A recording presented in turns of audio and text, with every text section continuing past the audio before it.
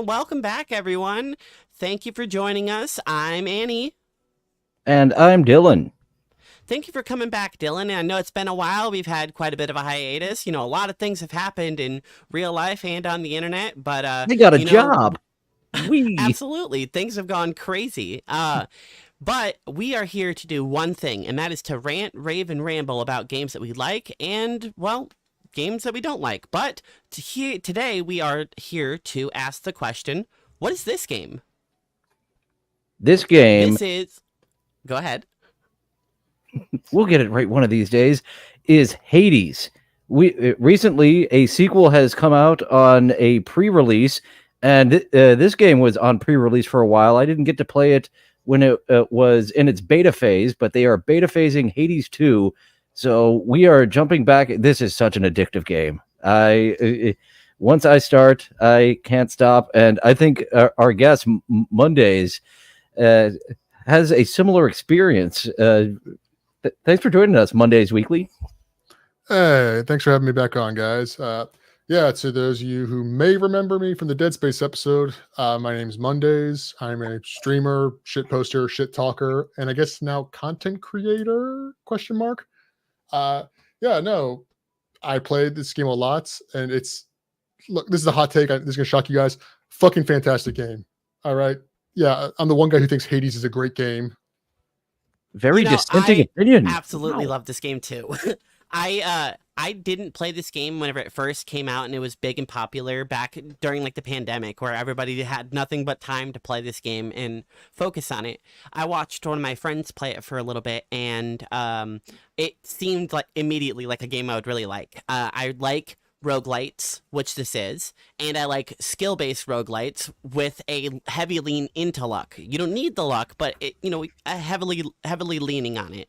So whenever I picked up this game, it immediately clicked with me. For anyone that's not familiar, Hades is a story-driven roguelite, which means that every run is kind of new and fresh, but every time you die and you get new upgrades to make your future runs even easier.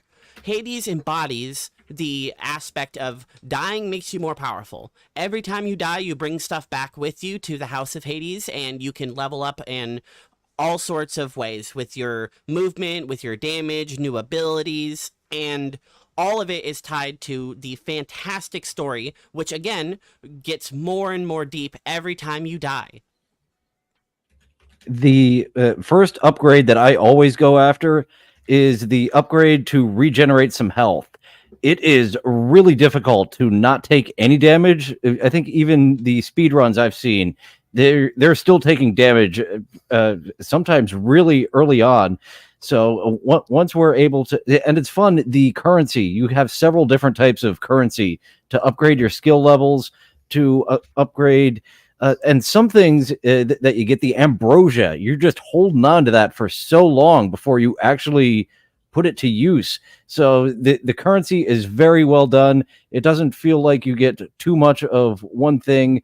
The keys are the first thing I started getting more than I needed. How many in this run? I've done a few. My very first run, I stopped around 76, I think my file said. This one I got through. It took me 13 tries to beat the final boss, and I believe I'm at 31 currently of as the times I have died. Well, according to a quick little bit of stats that I was looking up, it says that my first victory was escape number 23. Took me about 27 minutes, and I used the twin fist weapons. So we'll quickly get into that. The weapons in this game, there are 6 of them, and they are pretty simple but varied. You have a sword, you have a spear, you have a shield, you have a bow, you have the twin fists, and then you finally have a sort of gun. Each of the 6 weapons have their own aspects, which are different forms the weapons take to give you different abilities that you wouldn't be able to get with any other upgrade. One of the simple ones is when you have the shield, instead of throwing the shield and it coming back to you instantly, it slowly goes in front of you and just constantly spins in front of you. So it's a totally changed how the shield works while being a very simple addition to your normal playstyle. So I think they made the weapons very unique. Each of them have their own playstyles, and all of their upgrades, respectively, are wide and varied. A good example is the bow. You can have the option to shoot 3 arrows at a time, to go fully automatic with your bow, focus on just volley spamming, or you can go into like a sniper explosive build, just all with the bow itself without focusing on any of the builds or any of the buffs or boons, as they're called, from any of the various gods, which there are a ton of. The Twin Fists is what I got my first victory on as well. And I actually held off on putting those on, but they turned out to be what I was winning the most with. Yeah, I think my first win was with the shield. I'll be honest with you, I guess I forgot to look up my stats. I've beaten the final boss 7 times now. I think I have one more run before I'm actually finished till I hit credits. But what I Annie think was it's saying, 10 you have to do. I believe it's 10. Yeah. Yeah, we both counted 10, so you still have a few more to hit the credits and get the ending before the epilogue. I'm guessing how many, because all I know is I got to a story point that's like, this is the first, because a lot of times it's like every ending is like you get a little bit of dialogue, a little bit lore building, but then it just kind of repeats itself. Then there's the one ending or the one boss. It's like, oh, this one actually you have to do something before you can progress in the story with the bedroom. If you guys know Speaking what I'm talking of about. the story, the game starts out right away. As soon as you start the game, you get a little bit of an intro from a narrator who Zagreus, the main character, lovingly refers to as the old man. I personally still don't know who the old man is that's narrating and reading all of these things to you, but Zagreus can hear them, and so can you, the player. I always just thought it was like some kind of psychosis, like he's just talking to himself. It could be. So the game starts with you jumping out of the window of your bedroom because you, Zagreus, have kind of had it with your father. You've had it living in the underworld. You've had it basically with the whole monotony of, well, living in hell. So you said, fuck it. I've heard there is a surface and, well, if we got down here, there's a way to get out. So Zagreus is fully equipped, well, he thinks he is, to fight his way literally out of hell. I actually still haven't made it through the final boss with the sword yet. So the starting weapon in my 31 runs, I still have yet to get one victory on in this run. And which weapon was that? The sword? The sword, yeah. The initial weapon, the sword.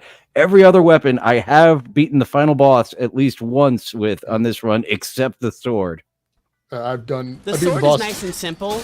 It's just got a couple of basic attacks. It's got a slam. It's mostly focused on, obviously, keeping a close distance and oppressing the enemy with repeated slashes. Mm-hmm. So if you're not into that type of playstyle, it can be very punishing to try to use Stygius, the sword.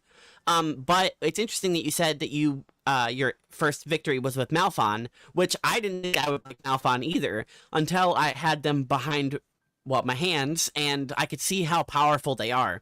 They have a flurry of blows. They have an uppercut. They have just their high mobility. So as long as you, the player, are able to just dodge attacks, it heavily rewards you.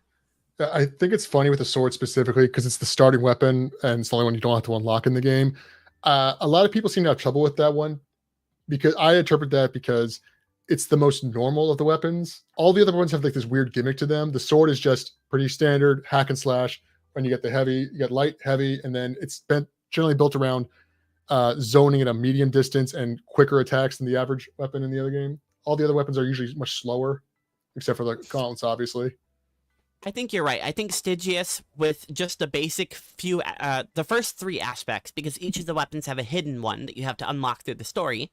But the first 3 aspects of the sword are not incredibly great. The second one gives you bonus critical chance. The third one makes it so your spells drop from enemies faster. None of them really give you any crazy powers or abilities. You're right. The other weapons have a gimmick to them that you can focus around. I think Stygius, the sword, really only flourishes once you get the upgrades called the Daedalus hammers, which focus on upgrading the weapon instead of giving you godlike abilities. And Yeah, those are what you always want to go for. I actually put you're off never getting the questioning it. hammers. Yeah. Sorry, go ahead. All good. Because you have a choice a lot of times, and it's like, do you want to get a boon from Ares, or do you want to get the Stygian hammer, which upgrades your weapon? And I just really enjoyed the boons from Ares, especially to where I'd skip the hammer, the upgrade, and you always have to go for that upgrade first because you get 2 opportunities to get it. Maybe you get a third, but you do need to get those 2. Yeah, it's so it's never a question for me. There are times where you get the option between if I'm going for a specific run or looking for specific abilities to kind of max out my challenges. But if I get the hammer, it's like, well, screw. I have to drop what I'm doing now. I have to focus on that hammer because it is never. There's never a reason to not get the hammer unless you're going for like a challenge run. Yeah, there is no single upgrade that I can think of for any of the weapons that I don't want. Like, there's some that aren't necessarily good for my build, or some that maybe I don't necessarily need right now, but there's never a time where I pick up the hammer and one of the abilities that it's giving me, I'm like, ah, fuck, well, guess I'll pick this one. Yeah, the even if they're ones I'm like, I don't really want these. The one upgrade that every single weapon has to some degree is like does more damage to armor, and if I had the option, I will always pick that because armor is probably the one complaint I have about this game because I hate it so much. That's yeah, one that's of a simple, just chaos. base mechanic. It's just all enemies have just like a regular health bar, and then some enemies have a yellow health bar on top of it. Just simple armor mechanic. It gives them a second health bar, but it prevents them from taking any knockback or stagger, so you can't stun lock them in any way. And they take slightly reduced damage because it's armor. So, as Monday said, I always go for the break armor upgrades first because they are, in my opinion, the most valuable. Mm-hmm. And the gods I mentioned, Ares, the extra damage that Ares inflicts with the doom, and the especially with the fists, the stacking doom damage that it gets, and you see it come off in one big chunk of the staggered doom damage that they take after hitting. But the other gods, Dionysus's hangover, I was actually sleeping on a bit too much. Anyone who has that extra little bit of damage, I want to get that. And sometimes I would pick a boon that I would then regret. You've got your dash movement, and you've got one slot to upgrade that dash. So I want Zeus, who who strikes people with lightning when you dash, or Ares leaves behind like a little spinning circle of death. And sometimes I would get your dash strike is upgraded to this, and afterwards I'll be like, oh no. So I never get the dash strike upgrade when I have that option anymore, because I want that extra dash damage that is automatically happening. If I'm just running away with dash, I'm still getting some damage in.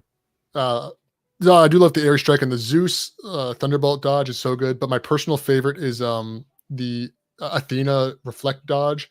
Because right there on, if you can see it for the visual list or lookers, what are they? Watchers? Gosh, I'm sorry. The viewers. For the watchers, you can see on screen I have a list of my stats, and the second most used boon is Athena's Divine Dash. It gives you just a simple block and a reflect every time you dash, and I will argue that it's probably the best dash. Yeah, and you combine that with Hermes' extra dash ability, it makes half the boss fights in this game completely negligible. Like the first boss with Meg, how their gimmick is that their super ability is just throw a bunch of fireballs at you. That's completely negated by your dash ability. Speaking of Meg is the first main boss of the first floor. She's Megra the Fury. She's one of the 3 sisters that you can encounter on this floor. She initially comes at you as sort of kind of an enemy, as an obstacle in your path, because, well, that's her job. Her job is to kill anyone who tries to pass through this door. So she will do her best, and a lot of the time she did kill me. So yeah, there was your Death Defiant. Yeah. It did actually kill me there, and I lived with just a couple of HP before I was able to finish her. This run didn't last too much longer because I didn't have any health, and at the beginning of the game, you don't have any what's called Death Defiance, where if you get hit to 0 HP, you can defy death up to 3 times, or 4, depending on your build. And it is arguably the best thing to focus on early game, because you don't have enough favor with any of the gods. You don't have any of the good weapon aspects unlocked. You don't have anything really powered up yet. So you want to be able to live as long as you can to get good at the game before you die. And I mentioned going after the health replenish first because that one is less. And then Death Defiance is number 2. So both those with extending your life absolutely are the first 2 to go after. I agree as well. Yeah, just increasing your base health pool. Yeah, absolutely. There is a huge list of abilities. I will pull it up as soon as I can. Like I'm this far into the game and I still haven't gotten all the abilities maxed out yet. Like I also don't have the abilities maxed out. You can see on the screen here, my last ability costs 2,200 and you can't actually see it. There we go. The last ability on the mirror costs 2,250 darkness to upgrade. And once you get the mirror fully powered up, which is the source of all of your personal upgrades, all of the talents on the tree have a flip side to them, which have different abilities. So we'll use Death Defiance, since that's the one we're talking about, as a point of reference. You have either Death Defiance, where you reach 0 and you refill your HP to a certain amount every time you die with a certain charges. The other side of that is called Stubborn Defiance, where you will do that every time you die, but only one time a room. So, you can argue that it has more uses, but if you're fighting a boss that you particularly die on a lot, such as the last boss, you might want Death Defiance instead of Stubborn Defiance, because you're probably going to die 2, 3, even sometimes 4 times to him instead of just the one time. But it really depends on your personal skill level and what your really obstacle is, depending on what you're going to build into your Mirror of the Night. Yeah, this is where you guys are going to judge me. I've been playing this game for, I think, about a month, maybe 2 months on my stream, once or twice a week. I only learned that you could switch out to the green moves on the mirror about a week ago. You can switch alternate abilities. Yeah, I didn't know about that. You couldn't initially do that. It was something you had to unlock through your relationship with Nyx, the goddess of night, or the aspect. I believe she's the goddess, but Night incarnate. Night incarnate. Yes. Darkness incarnate, something like that. Yeah, she chill. She's the primordial daughter of Chaos, which is one of the gods you can stumble upon. And Chaos is kind of an interesting god because he doesn't really talk to any of the other ones. He doesn't. He doesn't. Yeah, he's just kind of in his own little section, kind of just sitting away. He's got a fantastic character design. He's got melding flesh and a bunch of heads. He's constantly pulsating with energy, and it's hard to look at him. And he's holding the Earth. Yeah, and he's literally holding planet Earth in his hand, which I think is a really nice touch. What makes I like him so much is because he chose Zagreus specifically to interact with. Not because Zagreus is all that important and anything. It's just the fact that he thinks Zagreus is interesting because he's not even a god at this point. He's more of a force of the universe. And he's just like, yeah, I don't talk to other gods because they're boring. You, a god who's trying to escape godhood, I want to interact with you because you will make things interesting for me. You're chaotic. I think you're right about that. And I think the writing of each of the gods is done very well. I don't know the list of total gods, but there are a vast variety of them, and each of them have totally different personalities. Some of them are similar because, that's how people are, but I don't feel like any of them are particularly one note or boring, and I don't feel like there's any time where I am like, okay, get on with it, I don't really care what you're saying. The only god that I don't have an interest in is Aphrodite, partially because I don't like her, any of her abilities. They don't work well with my playstyle, and B, I don't like that she's hitting on this guy's kid. I mean, she's weird. Like our cousin. And she's trying to fuck us. It's weird. No, I liked all the gods. The only one I don't really have any strong feelings for, like in a positive or negative way, is Demeter, because I mean, I'm not saying they're not interesting, but I think they're kind of bland compared to the other ones. The one thing that I think go ahead. I'll let you know what I like about Demeter. I don't dislike Demeter, but I was saying the thing about the gods is that there's two sections: the Olympian gods and the underworld gods, and they both have their own rules. The Olympian gods are all dickheads. All right, just like in Greek mythology, you don't see it that often, but there's rare cases where you have to choose between one of their powers, the boons. The other one gets angry and starts attacking you. And then They're all petty and vengeful. No matter how high of a relationship you have with any of the particular gods, if you don't pick them in the situations where you have two boons to pick from, they'll be like, "All right, well, I'll show you what it's like when you turn your back on me." And You while you're fighting understand why enemies I in the must do room- this, right?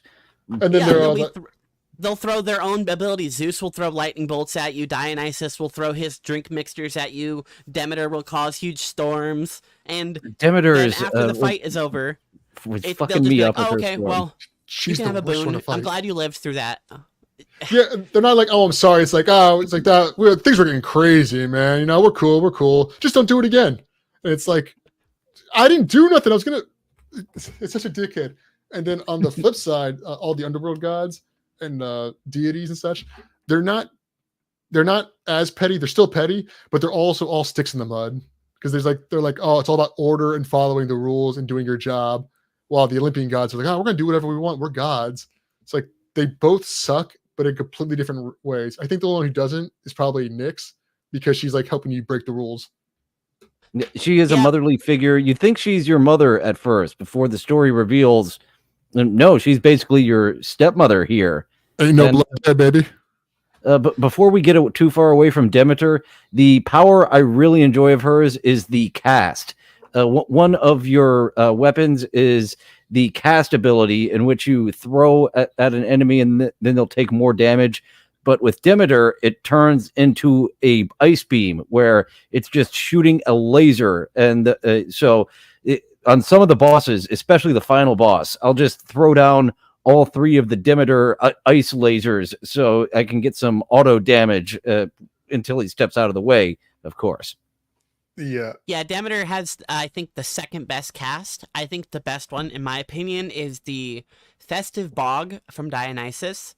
It immediately doubles your damage, it lasts a while, and there's a lot of really good boons that synergize with it, such as enemies take lightning damage while inside of it, you take less damage while inside of it, enemies that are inside of the bog take more hangover damage. So anytime that I see the Festive Bog boon, I immediately try to build my whole build around it, because the cast is really strong on the bow with the second aspect, because it allows you to shoot your cast instead of throw it, and with the fourth aspect of the shield, because whenever you do your charge attack, you do your cast wherever you land. So you can synergize your builds strictly with just your cast and clear bosses with thousands of damage. I believe I have a clip for it. Let's see.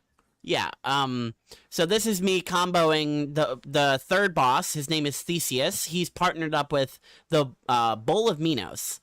I get him into the corner here, and I do, what I think it's, 1,999 damage with 4 casts of the Festive Bog and a critical strike from the bow. I think it's I think it's the boon I've cleared the most with, even though it's not in my stats list. It's done the most for me. Mm-hmm. Yeah, this is where you guys are going to disagree. I hate Demeter's cast. I don't like the way it feels. I understand that if you can do it right, it does the most damage out of any cast, but that requires you to be smart and think things through or plan ahead of time. I'm more of I'm going to throw everything I have all at once and see if it works. That's why I generally prefer Zeus's cast, especially when you're in more fights. But I think my favorite cast would honestly be Poseidon's, because I love the knockback on it. So nice. It's good for kind of crowd control. It lets you control the layout of the map, especially in the last level of the game with the very narrow hallways.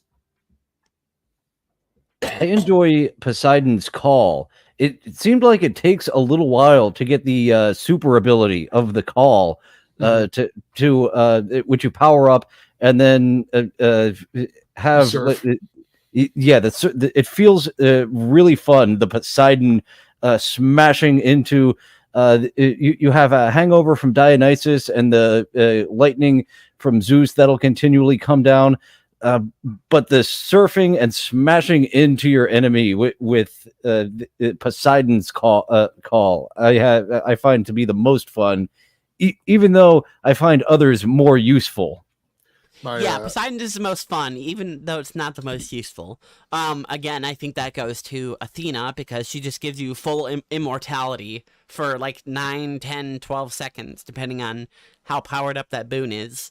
I think it just is a really good way to just cheese bosses, especially if you have a build where you have to like steady. If you're using the bow, for example, and you have a long draw up time, you can just use Athena's buff to stand there and just get off as many shots as you want while her buff is protecting you from all damage. See, that's what's fun about this game because we all have different opinions on this one. Athena's is fine, but it's not even my like top 5 picks. If obviously, like I said, I'm all about sheer damage. I don't care about anything else, like given the opportunity. My favorite is Aphrodite's Call, because if you get it maxed out, it does the most damage of any of them. Number 2 would be Artemis, and then 3 would probably be Dionysus, because that huge area effect around you is really nice, where you can just randomly cause hangover to anyone nearby. Artemis would be my number 1. Her arrow strike, you get the second boss, Lerny, as Zagreus likes to call the Bone Hydra. When he gets to his final phase, all I need is a completely charged up Artemis call, and he's one-shotted. That it's so easy to one-shot the Bone Hydra boss fight if you have a call. It's so fucking fun. It's like, okay, activate the final phase of the boss fight. He drops the shield, you one-shot him, and just grab your gear and go. It's really satisfying. I like that boss. I just don't like how it in higher heat runs after you get the Pact of Punishment, you the boss feels impossibly slow. Meg is really fast. All 3 of the Fury sisters are really quick. They have a lot of abilities. They come at you fast. And then when you fight Lerny the Hydra, he has 2 phases of invincibility where you have to fight a bunch of copies of him to fight him again. And I feel like it really breaks up the flow of the fight, in my opinion.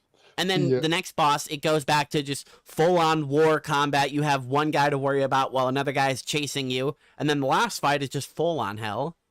I think they do that to mix the flow, because in the beginning of the game, it's very slow, but usually you have there's plenty of enemies constantly coming at you. It's supposed to be like the tutorial level. So then you get Meg and her sisters. So it's like, okay, these are much faster characters, implying. And then after that, when floor 2 comes around, you start getting the guys that hop around and can dash very quickly. So it's teaching you, okay, enemies begin fast, and then the Bone Hydra just kind of sets you back that, no, there are still a lot of enemies at once. This one's not supposed to be fast. It's supposed to overwhelm you with numbers, because they all have different abilities. They can even summon little skeleton guys to attack you. They can use tracers, and they can do the one move that drops like rocks on your head. It's supposed to like overwhelm you, and it's as well as kind of prepare you for that. And then when you get the Theseus and Asterius fight, it's a little bit of both. You got multiple enemies, and they're constantly fucking with you, especially when you get to the second half of the fight with Theseus' abilities. I had so many deaths to that third world to Theseus, and even before that, it's such a spike in difficulty just fighting the regular warriors. Elysium, I had the most deaths in general. Elysium kicked my ass for like 100 deaths. I hate Elysium so much. It's a very well thought out area, and I like the ideas of the enemies. But when you're playing, it's like, oh, this is just. It feels very grindy, because all the enemies and the gimmick for Elysium is that all the enemies die. They turn into like these little spirits, and you have to kill the spirits, or they can regen themselves with full health. And if they have armor, and if they have armor, it comes back to full armor. So it's just, it feels like severe padding to the game, and I don't like that, because this game is it's almost perfect. If it wasn't for like these little moments, if they mixed it with regular enemies that can revive, that'd be fine. Yeah, if you don't go into Elysium with plenty of armor break, you're going to struggle, like Mondays was saying, where it feels like the fights are slow because you have to kill every enemy essentially twice, and the enemies that you don't have to kill twice are spamming range at you or suicide bombing you, literally. Or I hate those little chariot suicide bombers. I hate those so much. They're a Yeah, pain, but if you have the the little right, ones do like 10 damage to you per impact, unless you have damage reduction, and they can knock you back, and they can pinball you around the map if you're not prepared to fight the little guys. And with a close range weapon, that's where you really need the dash strike. Well, not the dash strike, the dash ability of Mhm. somebody, of Dionysus, of Zeus, of Ares, Ares. One of those, any of those and will then help those little chariots from yeah, exploding in your if you face. have a decent one, they become pretty negligible. So it's like I feel like they could have planned that out a little bit better. The bigger chariots are better because they don't always chase you, so you have to actually fight them at times. It's the little ones that's like, oh, just if you get one good Zeus bolt on them, they blow up and take everyone out nearby.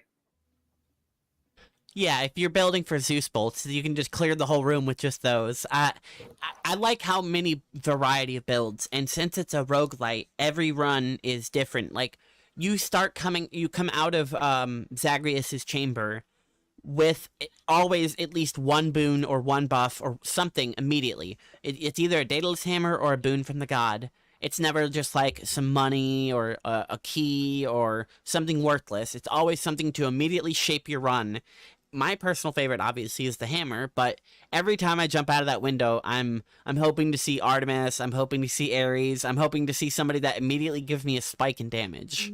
And you do have that option of if your keepsake, once you gift, what is that one gift? Once you gift something to him, you get a keepsake.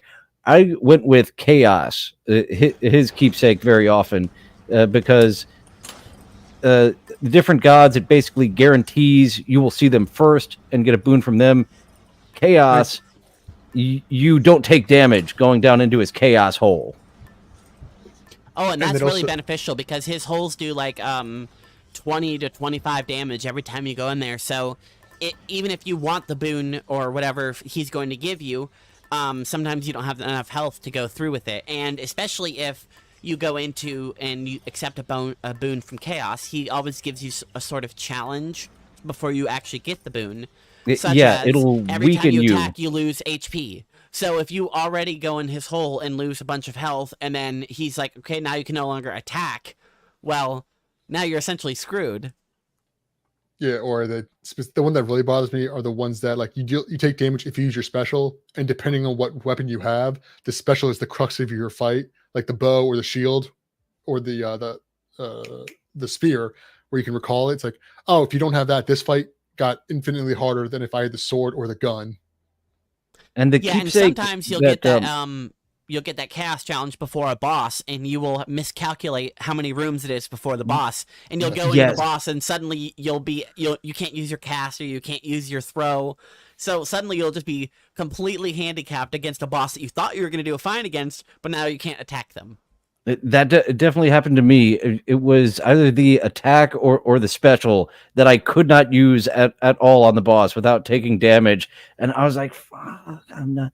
The keepsake that you get from Cerberus, that's an early one where you get extra health that I used early, and then once I was able to upgrade the abilities on the mirror, I stopped using the Cerberus upgrade of the extra health.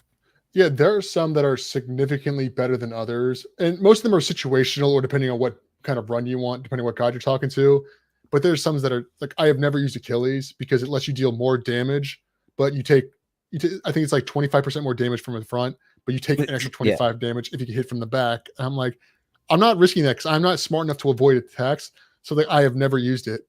Yeah, same. I have never used Achilles, and I see you've unlocked the same one companion that I've unlocked. You've got Deuce's companion there. That's the only one I've unlocked currently as well.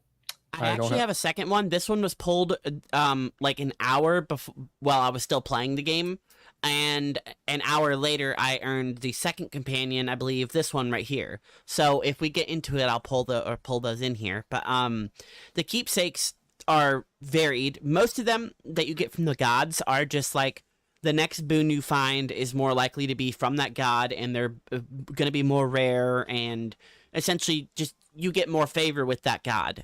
So unless you're looking for a specific build, like if I was going for the Dionysus Festive Bog, I'd pick that one. But for the most part, I find all of those worthless and trivial. The ones I really like are the one's from Thanatos, where if you clear a room without taking damage, you get more damage dealt.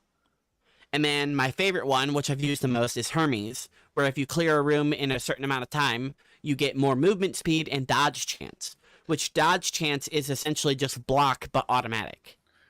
When I first got that one, I was like, it's only, I think, increases by like 1% per room. It's like, that's not going to feel good. And then by the end of the first boss fight, I was like, oh, this is significantly faster. And when I took it off, it's like I felt like I was just walking through sludge. It's like, oh, this, I want to put it back, but the moment you put it back, it resets. It's like, I made a huge mistake by doing that. Yeah, I got all the way to the last room in the temple, or I got to the temple, and right before you go into the temple, you have a chance to change your keepsakes if you get that upgrade. And I was like, oh, I only have one Death Defiance left, so I'll grab Skelly's treasure because it gives you an extra Death Defiance. And I immediately regretted it because I had almost 30% movement speed and dodge chance, and I felt Oh like, yeah, you got to keep that if you start with that. I often don't equip that because I like the pine cone. I like the ability that your first several hits from the final boss don't do damage. Mhm. So even though that one is so useful, you really want to have that equipped the entire time to make complete use of it. I will say that again, there's a wide range of how useful a lot of them are. I wouldn't call any of them useless though. Depends on like how challenging you want the game. Because Achilles one is the one I always come up with. I never use it, but if you want a more challenging one that you can't just do with the modifiers, that's a good one to do. It's like you have a risk of taking extra damage, which in the higher levels that can be severe. And I'm the same Oh, as you. I have not equipped that one once. For my play style, I enjoy a lot of the keepsakes, and that one, the risk versus reward. Nah, I'm good. I'm good. I'm currently just going completionist with it because I want the achievement to get all of the keepsakes to 3 stars. But I don't know if I'm going to keep playing it because I honestly just kind of want to look up the epilogue to the game and then just start playing Hades 2. But Mhm. I don't know if I want to do myself that disservice because there's still so much to get from this game. Problem is, I don't have if I have the time or dedication to keep playing this game. There's so much I other games to play, you know? I mean, you got plenty of time. Sorry, go Yeah, ahead. this is so addicting, and you feel like, oh, I'll just get in a run. It takes a half an hour, but then it's like, oh, that was so quick, and then your entire afternoon is just shot. That's at least what happened with me a few times. Is like, okay, I got shit to do. A run is quick. Oh, that was so fun. Another run, and the finish of the story. It takes 10 completions of the final boss. And still to this day, I haven't gotten the epilogue ending. They do make reference of what that ending is, but the epilogue ending on the one that I have the most hours logged on that I was doing last year, over 70 something runs, yeah, still have not hit that epilogue ending. It's The ending seems to be tied to Nectar because you need to get massive favor with almost every single character in the game. So if you're not getting a lot of nectar, your game time can drastically increase just from bad RNG. yeah. Okay, that's what it is. Because the nectar, I did a little cheating online to see who gives the keepsakes, and that's where my nectar was focused to the ones that give out the companions along with the keepsakes. Yeah, that's the thing I noticed that because again, if you guys know, if you go in the House of Hades, you can cash in the gems you collect and create customize the area as well as add different effects to the actual dungeon runs. And in the second half of the game, I noticed they start pushing more towards collecting nectar. You get benefits for collecting them. I forgot something. You trade them off to get other nectars. It's like you collect one item, you can get a nectar by chance. I was like, that's really weird because the nectars gives you a little bit more story, but I didn't really see much about it. And then I realized I've been lagging really hard on the main, like the sub stories, which are very important to the end of the game because I am smart. Yeah, absolutely. It's not getting like there's just one objective, like where you have one thing to go on. You have so many characters to talk to and build up reputation with that all help you towards the actual true ending of the game. For example, I did not know you could open that door at the end of the hallway. That's Well, that's sort of post game ending. That's after credits. You can go out Yeah, there you after need to beat that. after you do the credits. You need to That's beat it 10 times in order for that door to unlock there to the gardens. well, that's one of my favorite things about this game because again, I put dozens of hours in this game. I've still finding stuff I did not know about, and it's constantly surprising. It's very, very satisfying. I have never been bored with this game. I've never done a run. I'm like, I've had runs where I'm like, that wasn't good, but I've never had a run that's like, that sucked. It's like, I'm done for the day. It's more like, okay, when I'm in the end playing Hades, it's like either A, I've played enough, I'm gonna stop for now, or B, I fucked that run up so badly. I'm done. I'm not playing anymore for the day. It's like I need to cool off. A good example is I fucked up a run. So almost all the boons in the game, just from pure development standpoint, have innate synergy. Like, damage reduction goes with damage reduction. Doing more damage goes with damage. This ability combines with that one. Pretty simple. Some gods even have like duos where, like, for example, It promotes synergy. Hermes and Zeus. Whenever you drop your cast, it'll occasionally drop lightning at the enemy that is near the cast if you don't pick it up, which is a really good combo. Problem is, there's a legendary boon from Zeus a legendary boon from Hermes that makes your cast pick up instantly instead of sitting on the ground. So if you get the duo ability from Zeus to make it do lightning and get the ability to pick it up instantly, you now no longer can do damage with lightning because you are constantly picking up the source of the lightning. Mm-hmm. I helped was me all out. the way up to the Temple of Styx, and I got the legendary buff from the shop, and I was like, oh, okay, cool, great, that'll work well. As soon as I picked it up, I was like, wait, no, no, undo. There's no undo. You can't. There is a way to sell certain boons with a shop that occasionally spawns in different rooms or at the end of each boss room, but those boons aren't your entire list. It's 3 random boons in your list. So I ran up to one of those shops, and my the boon that makes it so I pick up my gems instantly wasn't on the list. And I was like, okay, well, this run is over. All of my damage was my cast, and I can't use it anymore. I will say I've never gotten a boon that ruined a run for me, but I've learned in this game the hard way is that you shouldn't buy something in this game unless you know what it does. Because when I got to right before the final boss, you get that one last shop to cash in all your money for extra stuff. And I was like, I have a lot of money. I wonder what this anvil does. And I specifically had a very specific build for my shield where it bounces extra times, and every time it hits a special hits someone, it would drop lightning. It spread around everywhere. It would jolt enemies. What I didn't know is that the anvil removes one of your boons randomly and gives you 2, or not a boon, it removes one of your weapon abilities and gives you 2 new ones. And it removed my bounce ability. And I was like, oh, I just ruined this entire run at the finish line. I was at the finish line, and I decided to tie my shoes and instead I broke my foot.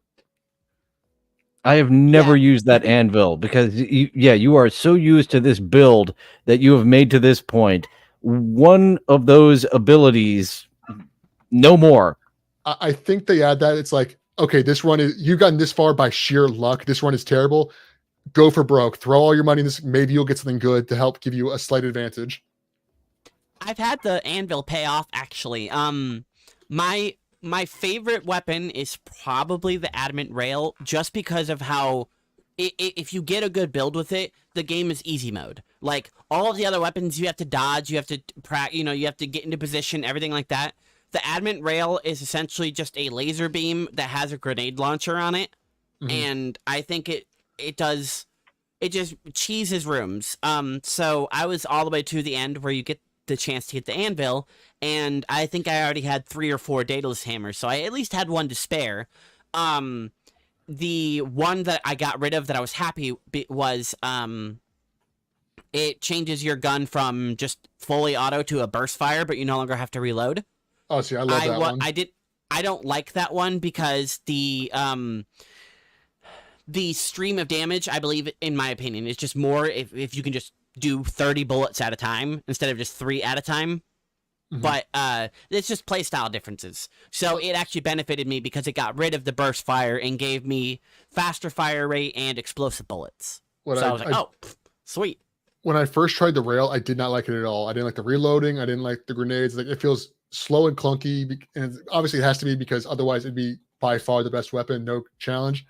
It's like I don't like this, but when you beat the game the first time, after that they start putting modifiers on your weapons. Randomly, one of your 6 weapons will start glowing, and you'll get more darkness and more gems for beating anytime you collect them, which is good for late game.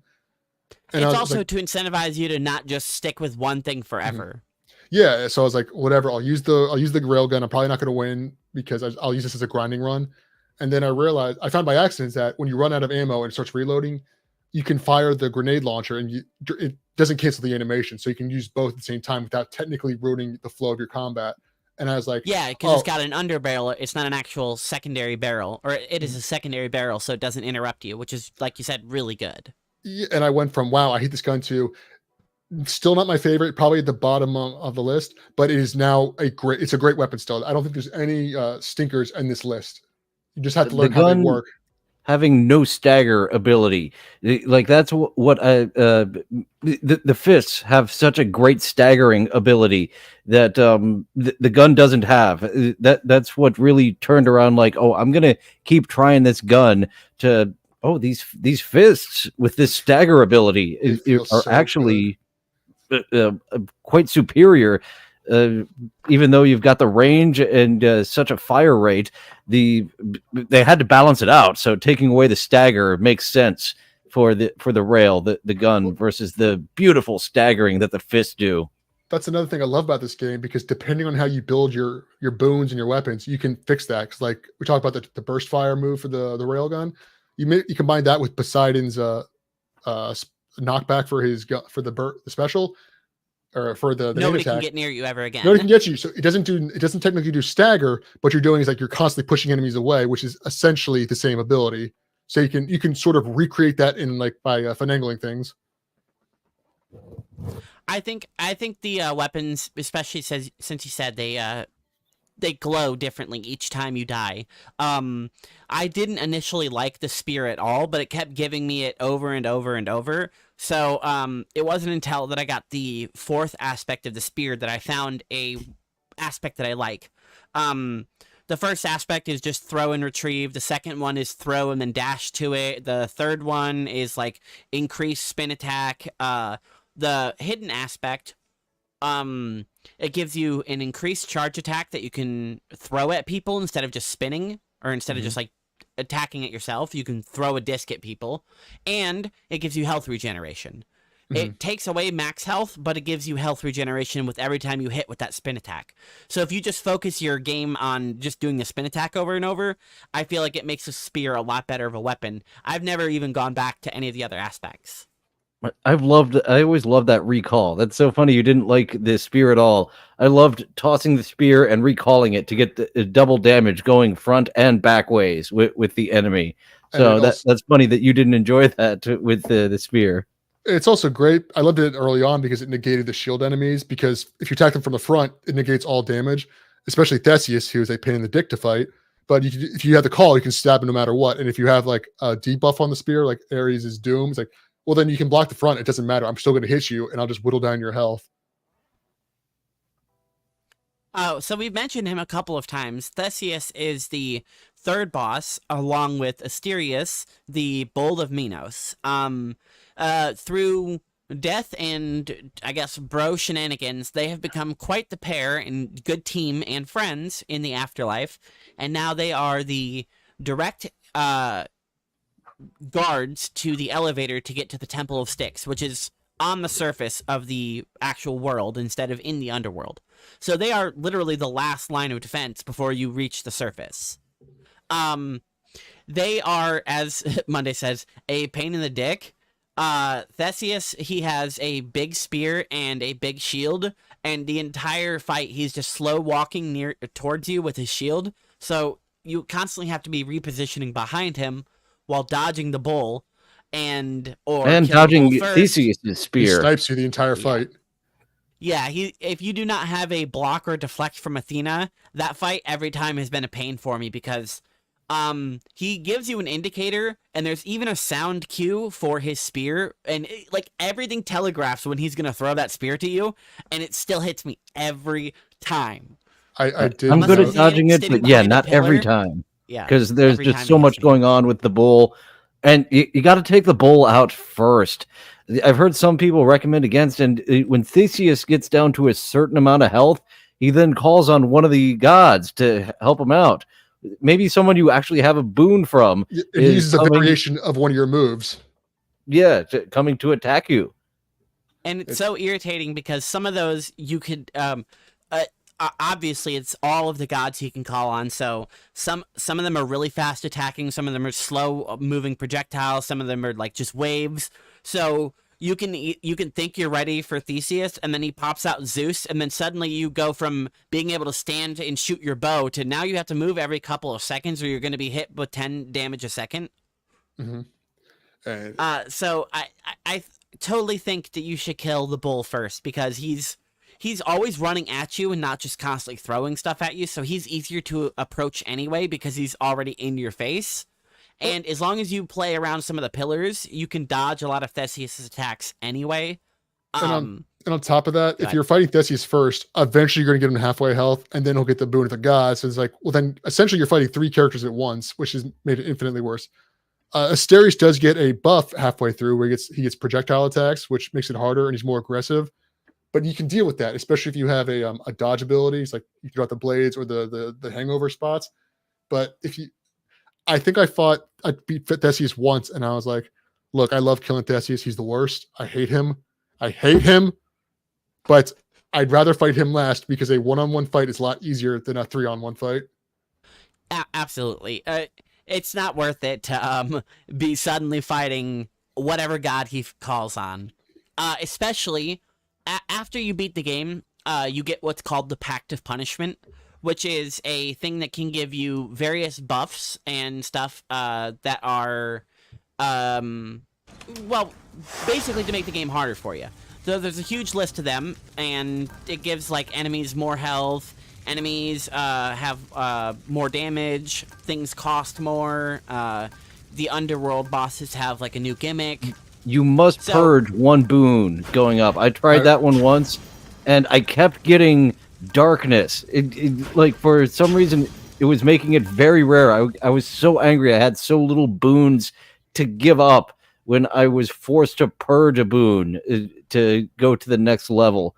And did you see that someone has just recently, within the past month, beaten the game with all of the heat on? That was something the creators didn't think was possible, that you could turn every one of these on, and it took them years, but I believe 2 people have now done it, pretty close together, of all of these extra difficulties maxed out. I mean, I'm not surprised. These aren't just for fun and just like a gimmick to do against yourself because you hate yourself. There, as we mentioned near the beginning of the episode, there are a ton of different resources that Zagreus needs to upgrade himself and the house. 3 core of the ingredients are Titan's blood, the gemstones, and the ambrosia. All of those can be traded and swapped at the I can't remember his actual name. He's like the merchant guy, whatever he is. Does anybody know his name? Artist. If you're talking about the ghost, he's a rip-off artist. All of his deals are terrible. Well, I don't necessarily think so. I mean, sometimes I have like a deal of the day where you can trade one resource for a big boost of currency, like here on the screen. Mm-hmm. But anyway, the reason you want to do the Pact of Punishment is every time you do one of them is you can keep getting the Titan's blood, the gemstones, and the ambrosia. You only get it once per clear, but you can keep increasing the difficulty sort of artificially. Once per clear per weapon. So I'm sorry to correct you. No, you're right. Exactly. Once per clear per weapon per heat level. So with Stygius, you can get all of the bounties on heat 1, heat 2, heat 3, 6, blah, blah, blah, all the way up through those numbers. My highest heat clear is number 7, and I've done that with the shield because I think the shield is... It might not be my favorite weapon, and I don't necessarily think it's the strongest weapon, but I think it's the best because of its ability to block. It's the only one of your weapons that gives you an actual immunity to damage. You can just hold up the charge attack and just block attacks. Oh, you're talking about Charon. Excuse me. I'm sorry, what? You're talking. Sorry, not to cut you off. I just realized you're talking about Charon, the River Styx boatman. No, The I was salesman. talking about the fat merchant guy. This guy here that sits in the shop. That trades things. This guy right here. That you Oh, well, can I'm buy an things. idiot. The wretched broker. Chat, That's his name don't right be there. surprised. Yeah. Somebody in chat, Spurgsnake, is talking about Charon, the River Styx merchant, who you can buy like boons and health and stuff from in game. I was talking And about in the he House also of Hades. Sorry gives for you any a little bit confusion. of a reprieve when you go to Charon. If you have the option early on, it's Charon or get another boon over here. Oh, I need a break. I'm getting my ass kicked. Please, Charon, have a health replenished because that's what I really need right here, right now. And I actually didn't realize this until recently. Is that Charon has a boss battle? You can steal money from Charon, and his boss battle, his ore knocks the shit out of you. Like that ore, when he smacks you with that ore, that takes so much of your health away. I Yeah, actually discovered Charon, the his hidden boss fight a week battle ago. is. I have not lost to him yet, but every time I've fought him, I've went from almost completely full health to no death defiances, very low health. He is a very, very hard boss. But And it's I was so lucky worth it. enough to get my death defiances back. And yes, as Mondays was saying, it's so worth it with how much cheaper his merchandise is for the rest of the run, including at the end with those extra boons that are extra powered up and the chance to buy some Titan blood or a diamond. It's also you also get like a minimum 300 gold just to start the boss fight. So, admittedly, it could ruin your run because the first time I discovered it, I was like, oh, let's just see what happens. I was like, he'll probably be pissed. Maybe I'll like he'll steal one of my boons. I did not know it turned into a secret boss fight, which stomped me. But it's like when you get the next time I fought him, it's like, oh, that was totally worth it. There's never a reason to not do it if you are moderately built for that fight. Yeah, if you're Moderately. built and decent at dodging, then yeah, you should do it every time you get the chance because you get free money and a discount. Well, not free, but you know. And Plus that is Charon's the skill. only currency that doesn't carry over. You have to use the Charon coins in that run. All the other darkness, the gemstones to upgrade, the House of Hades, the darkness, all the other currency carries over, and you keep that when you die. But Charon's gold, you got to spend it that run. It's gone. You don't carry that back from the River Styx. And I think that's a nice touch because it makes sense in the story because Charon is the one that takes you back to the House of Hades every time you die. He rides you along the River Styx right back to the pool of blood that you walk out of. So every time that he does that, even though you're not asking to him to, you're not requesting of it, he takes the money that you have, no matter how much of it, and that's your fee for dying and making him inconvenience him to take him suddenly back to the house. He takes that money because that's his fee. I feel so dumb because I just realized why that is. Because in Greek mythology, back when people died, they'd put 2 silver coins in your eyes to give to Charon so you can take you to the afterlife. It's like, oh, it's the same thing, but in the game, they make it kind of tongue in cheek. He's like, no, he's just robbing you.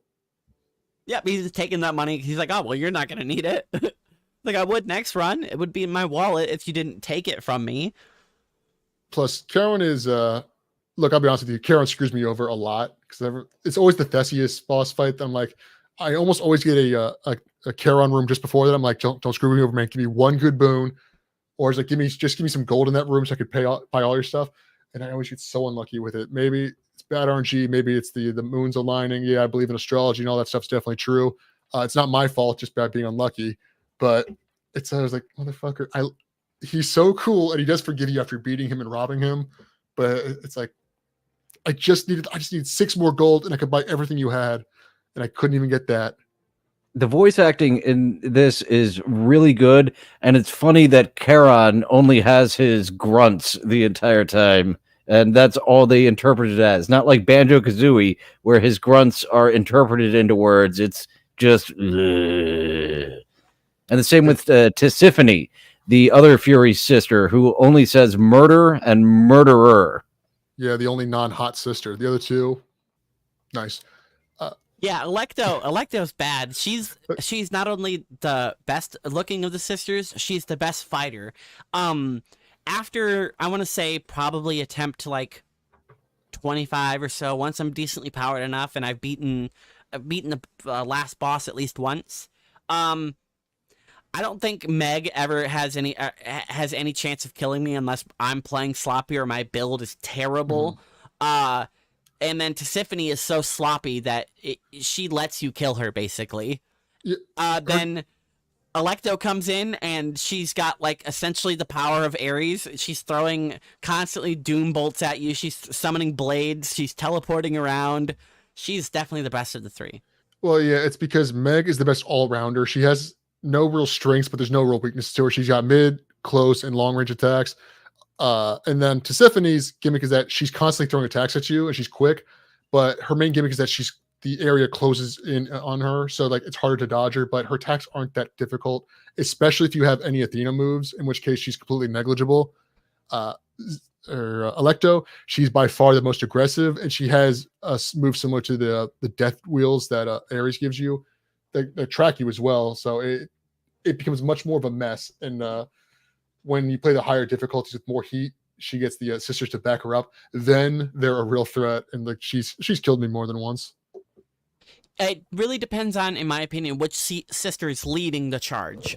Because it's still one of the sisters in charge, and then the other one or two will back them up with the Pact of Punishment. Yeah, it's Striker. If Tisiphone is leading, it's still easy because every time you damage her to a certain amount, she gets like that small immunity, teleports you to a little tiny arena, so you can get a chance to reset your cast in any positioning you need, so you can easily burst her down while avoiding the sisters if Tisiphone's in the lead.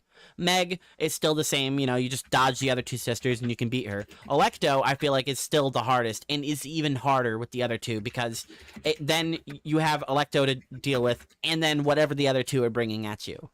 I think the Pact of Punishment, that particularly, really adds a lot of flavor to it. The second boss, Lerny, I don't feel like it changes it too much. It only changes the arena, and then only slight variations in the fight itself.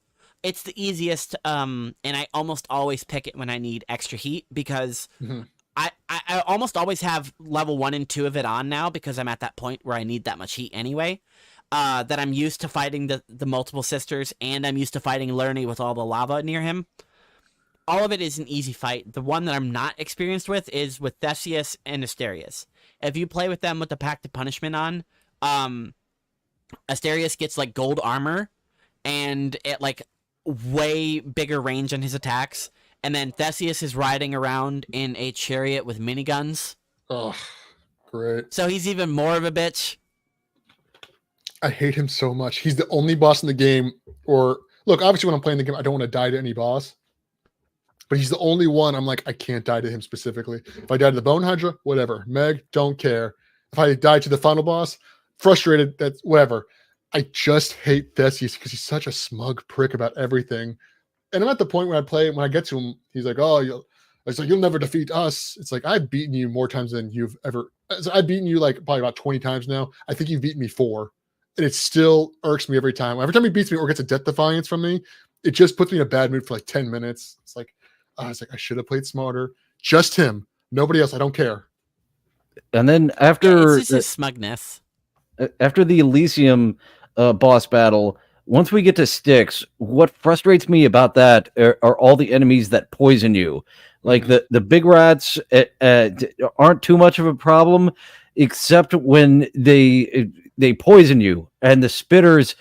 Like sometimes I'll be listening to a podcast or some music, and I have to turn it off and only listen to the game when I get to the Styx, and to hear the auditory cue of the spitters about to give us the old haktui spit on that thing, and those fucking spitters. But the auditory cue is there as long as you're paying attention, not listening to anything else. If you are listening to anything else, turn it off because those spitters are going to kill you. That would require something with an attention span of not me, so I don't really notice Yeah, that. me too. I have like 3 things playing anytime I have Hades Again. going. It's like, yeah, but you're right. It does at least let you know, like, they do wind up and they do make the noise, but there's so many times where I've been poisoned and I don't even realize I've been poisoned until it's doing like 6 damage a tick and I have no health left. There's nothing in the game to prepare you for poison up until that point. There's no mechanic similar to it, other than Dionysus's hangover. There's nothing similar to that poison damage. That's why I like the final area so much, because they're like, once you beat Theseus and Asterius, it's like, okay, the player has mastered the concept of the rest of the game itself. There's little gimmicks between, like, obviously enemies reviving or lava. It's like, it's not working anymore. So now we're going to throw everything on its side. And it's like, we're going to have these narrow hallways, enemies that spit poison, and they can just rain. And when you get to the final lore, it's like they can just seemingly spawn endlessly. So that's why, like I said before, narrow hallways, a throwable weapon or your cast, Poseidon's boon, it does not matter. That fight will be over in under 10 seconds. Yeah, being able to splash damage and push them into the walls and do the impact, especially if you have the boon from him that does explosion when you impact them into walls. You can clear one of those rivers or those Temple of Styx rooms in under a second or two. Something I found interesting is whenever you're doing the keepsake from Hermes, that gives you more speed when you clear the room quickly.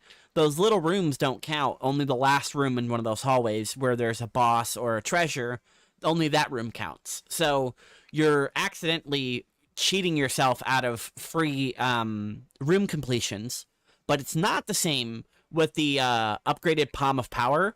One of the last keepsakes you get is and I think every 4 basic encounters you clear, one of your abilities will level up 1 time. Just that's what the keepsake does. Yeah. I love that one, but I haven't had it for long. Those 4 rooms, they do count, but with other Hermes and Thanatos, those don't count. So that's just weird. What were you saying, Dylan?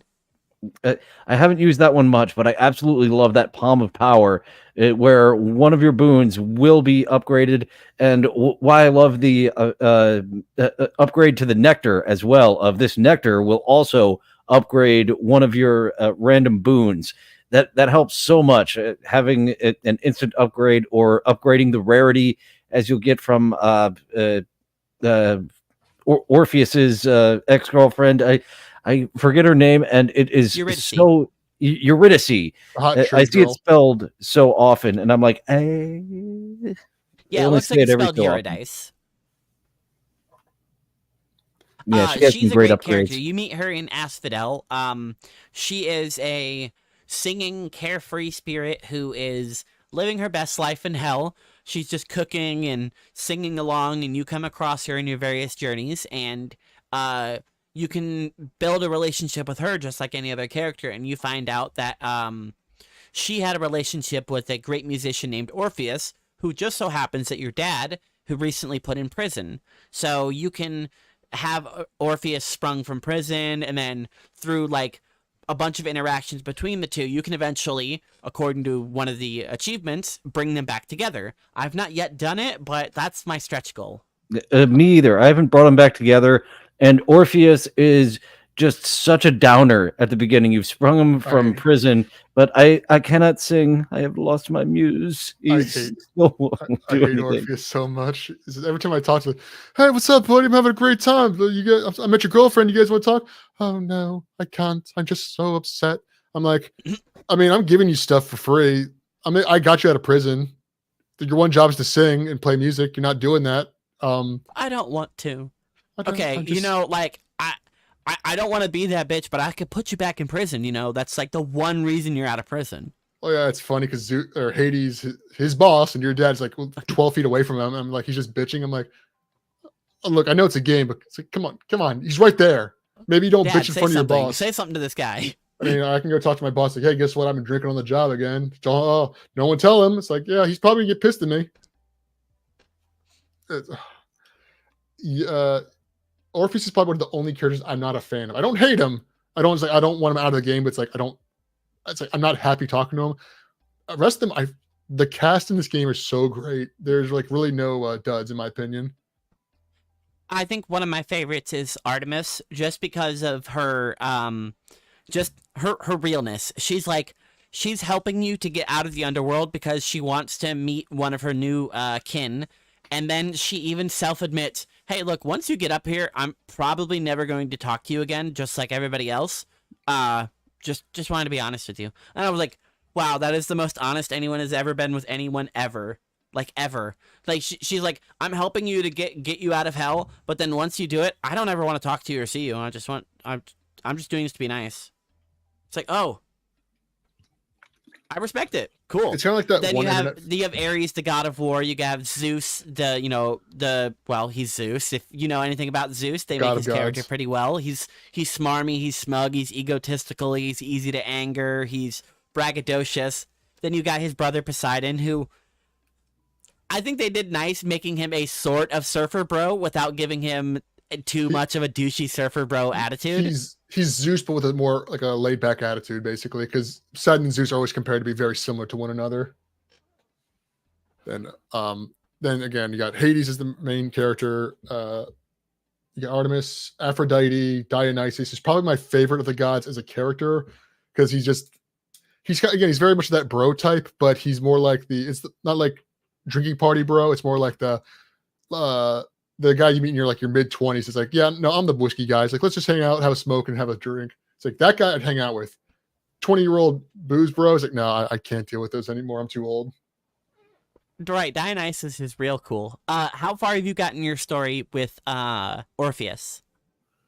I think I'm halfway with him because again, I keep saying that, hey, I see your Eurydice pretty regularly on these ways out. It's like I could pass a message along. Oh no, I can't. She would never want to see me again. It's like, you fucking bitch, just do something. Really soon he's going to start singing again, and all of the stories that you've slowly been feeding him, he's apparently believing. So you slowly tell him stories like, oh, I slayed a great Hydra once, which you did do. Then you said a story of you being born of the Titans. You were born as a serpent. You were the daughter of Zeus and Hera, or the son of Zeus and Hera. You're just making up all these stories, and Orpheus is believing them. So one day you come into the house of Hades, and you hear him finally playing and singing again, and he's just singing all of these lies you've been telling him. And one of the lies that Dionysus and Zagreus came up with together was, oh, dude, it would be so funny if you told Orpheus that, like, you and I were, like, the same person, and whenever we died one time, we, like, split, and now we're, like, two halves of the same coin. And Zagreus is like, all right.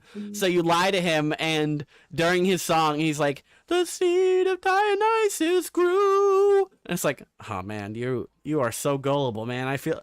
If Zagreus even tries to come clean, he's like, I was just messing with you, right? And he's like, oh my God, you are so humble and so nice. You're such a great prince. I love you. And he's like, oh, fuck. He like idolizes you. And well, the fun part about that is they use a lot of Greek mythology in this, like legitimate ones. So it's like, I'm looking at that. It's like, that could be a story somewhere. Like Dionysus was twin brothers with someone that split in half or something. That could be based on some sort of actual mythos. But and the reason that they chose Zagreus is because there is very little written about him. So he was the most blank slate of everyone. Initially, the protagonist was our good buddy Theseus, until they decided to go with more of a blank slate of Zagreus, who isn't mentioned very much. So they were able to fill in the blanks of who Zagreus is with their own lore. Well, maybe that's why he was made up. Maybe that's why they gave him the boons to carry as a little bit of Easter eggs. Like, this was originally our character, so we'll just kind of, and that's why he's got a sword, a shield, and a spear. Like two of the items you can have. It might be all very tongue in cheek. Like, this is as a little reference to their original protagonist. I don't know so much about Zagreus, as they said. There's not a whole lot about him. All I do know is that he's in actual Greek mythology. I don't believe he is Hades' son. I think he's like supposed to be some kind of warrior that was supposed to be human, I think. But, yeah, I do recall them saying the team at Supergiant Games, I believe, said that it isn't mentioned that he's Hades' son, but there is very little mentioned about him in the Greek mythology. So they just plugged in some lore into this very little mentioned character. And the only other thing I know about Zag is some people know this. I wonder if you guys do. Zagreus's voice actor was interesting because originally when they were casting for the characters, they had the guy in charge of the music. He's like, "Hey, look, we need someone just voice these lines for us while we kind of have auditions, so we can have kind of a fill in while we write the script out and test the game." So can you do this? And the guy's like, "Yeah, sure. I'll just record the lines for you." And after a few months, they couldn't find anyone better. They're like, "Can you just voice Zagreus full time?" It's like, they're like, "Yeah, no problem." The guy's not a voice actor, apparently. He's just a guy they couldn't get anyone better. So it's like, "Yeah, we'll add him instead." The old Hank Azaria. Over on The Simpsons, they often have Hank Azaria throw down a temp track before the celebrity comes in. And I think Frank Grimes was a case where they were like, no, this is great, Azaria. There's a few times that happened in actual movies and TVs where the temp track, they're like, no, this is great. Fuck recasting it. I could talk about The Simpsons forever, but let's not get me lost in the weeds. Let's focus on Hades here. But this voice acting is all good. I don't think there's any bad voices in this entire game. I really think that is one of the strongest selling points of this game as a story-driven game, because there are other story-driven roguelites. Like a really good one is Returnal. Like that's all story-based, but this entire game is voice acted, even though it's just got like 2D sprites with text on the screen. They went all out with the voice acting, making sure that they hit every single note and kept the tone and cadence that they want the character to portray to you, the person listening to it. Because if it was just text, it would be really easy to just read it in like half a second and skip, next, and not actually build a bond with any of these characters. And even though I don't like Aphrodite, she's so memorable because of the way she talks, and she's all like, well, overly sexual and stuff like that. I think they do it really well. Every time Dionysus, you interact with him, you can hear some wine being opened up and people laughing and partying in the back. Like, there's so much going on with all of the characters in just the sound design that I feel like it really carries it. And as Spurgsake says, really great voice cast too. Every one of the characters knocks it out of the park.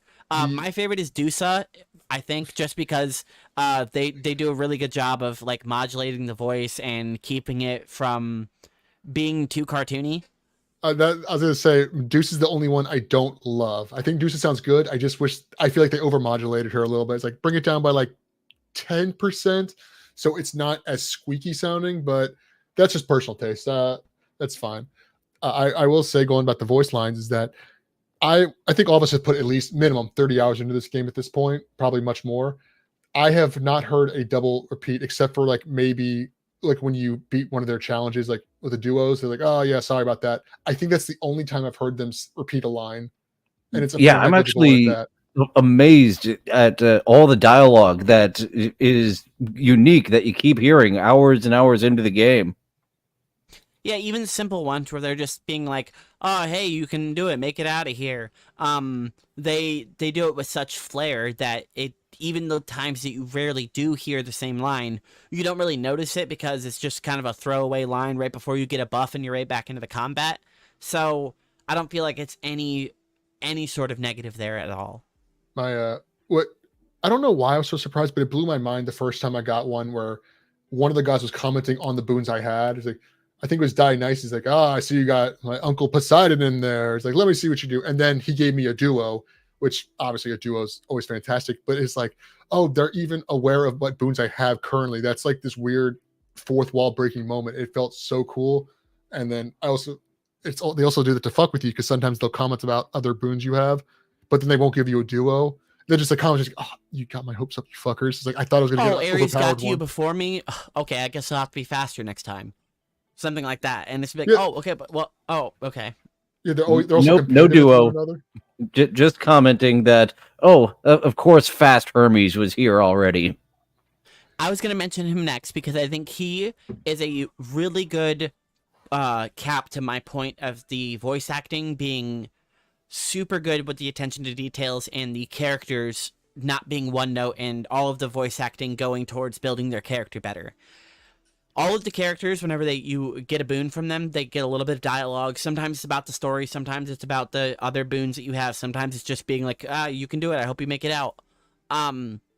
if you just like quickly hit your like next button or whatever your action is to just skip the dialogue, most of them, none of them will say anything. They'll just skip to the next line and it'll pull up the screen where you can pick your boon. Hermes, though, notices that you are speeding past his dialogue, and he will throw in a second line after you skip the dialogue if you skip the dialogue, such as like, "Oh, in a hurry, are ya?" or something like that. After you skip his dialogue because you're going fast, and he is the fast guy. He's almost giving you like a bonus, like a benefit, like a Easter egg almost, because you are being like, no, hurry up, go fast. Hermes is like, ooh, I respect that. It is insane the amount of details they put in this game. Stuff that you would never find normally. Like your skipping thing, most people wouldn't find that because again, the voice acting and writing is so fun. It's like, and when you get the boon, it's like it's maybe 15 seconds. So it's like, why even skip it? It is insane what they've done. And it's an indie game too. Yeah, Supergiant is a small studio, or small-ish. I think I don't know the size, but I want to bet it's under 100 people. I think it was around 20-ish employees when they made Hades.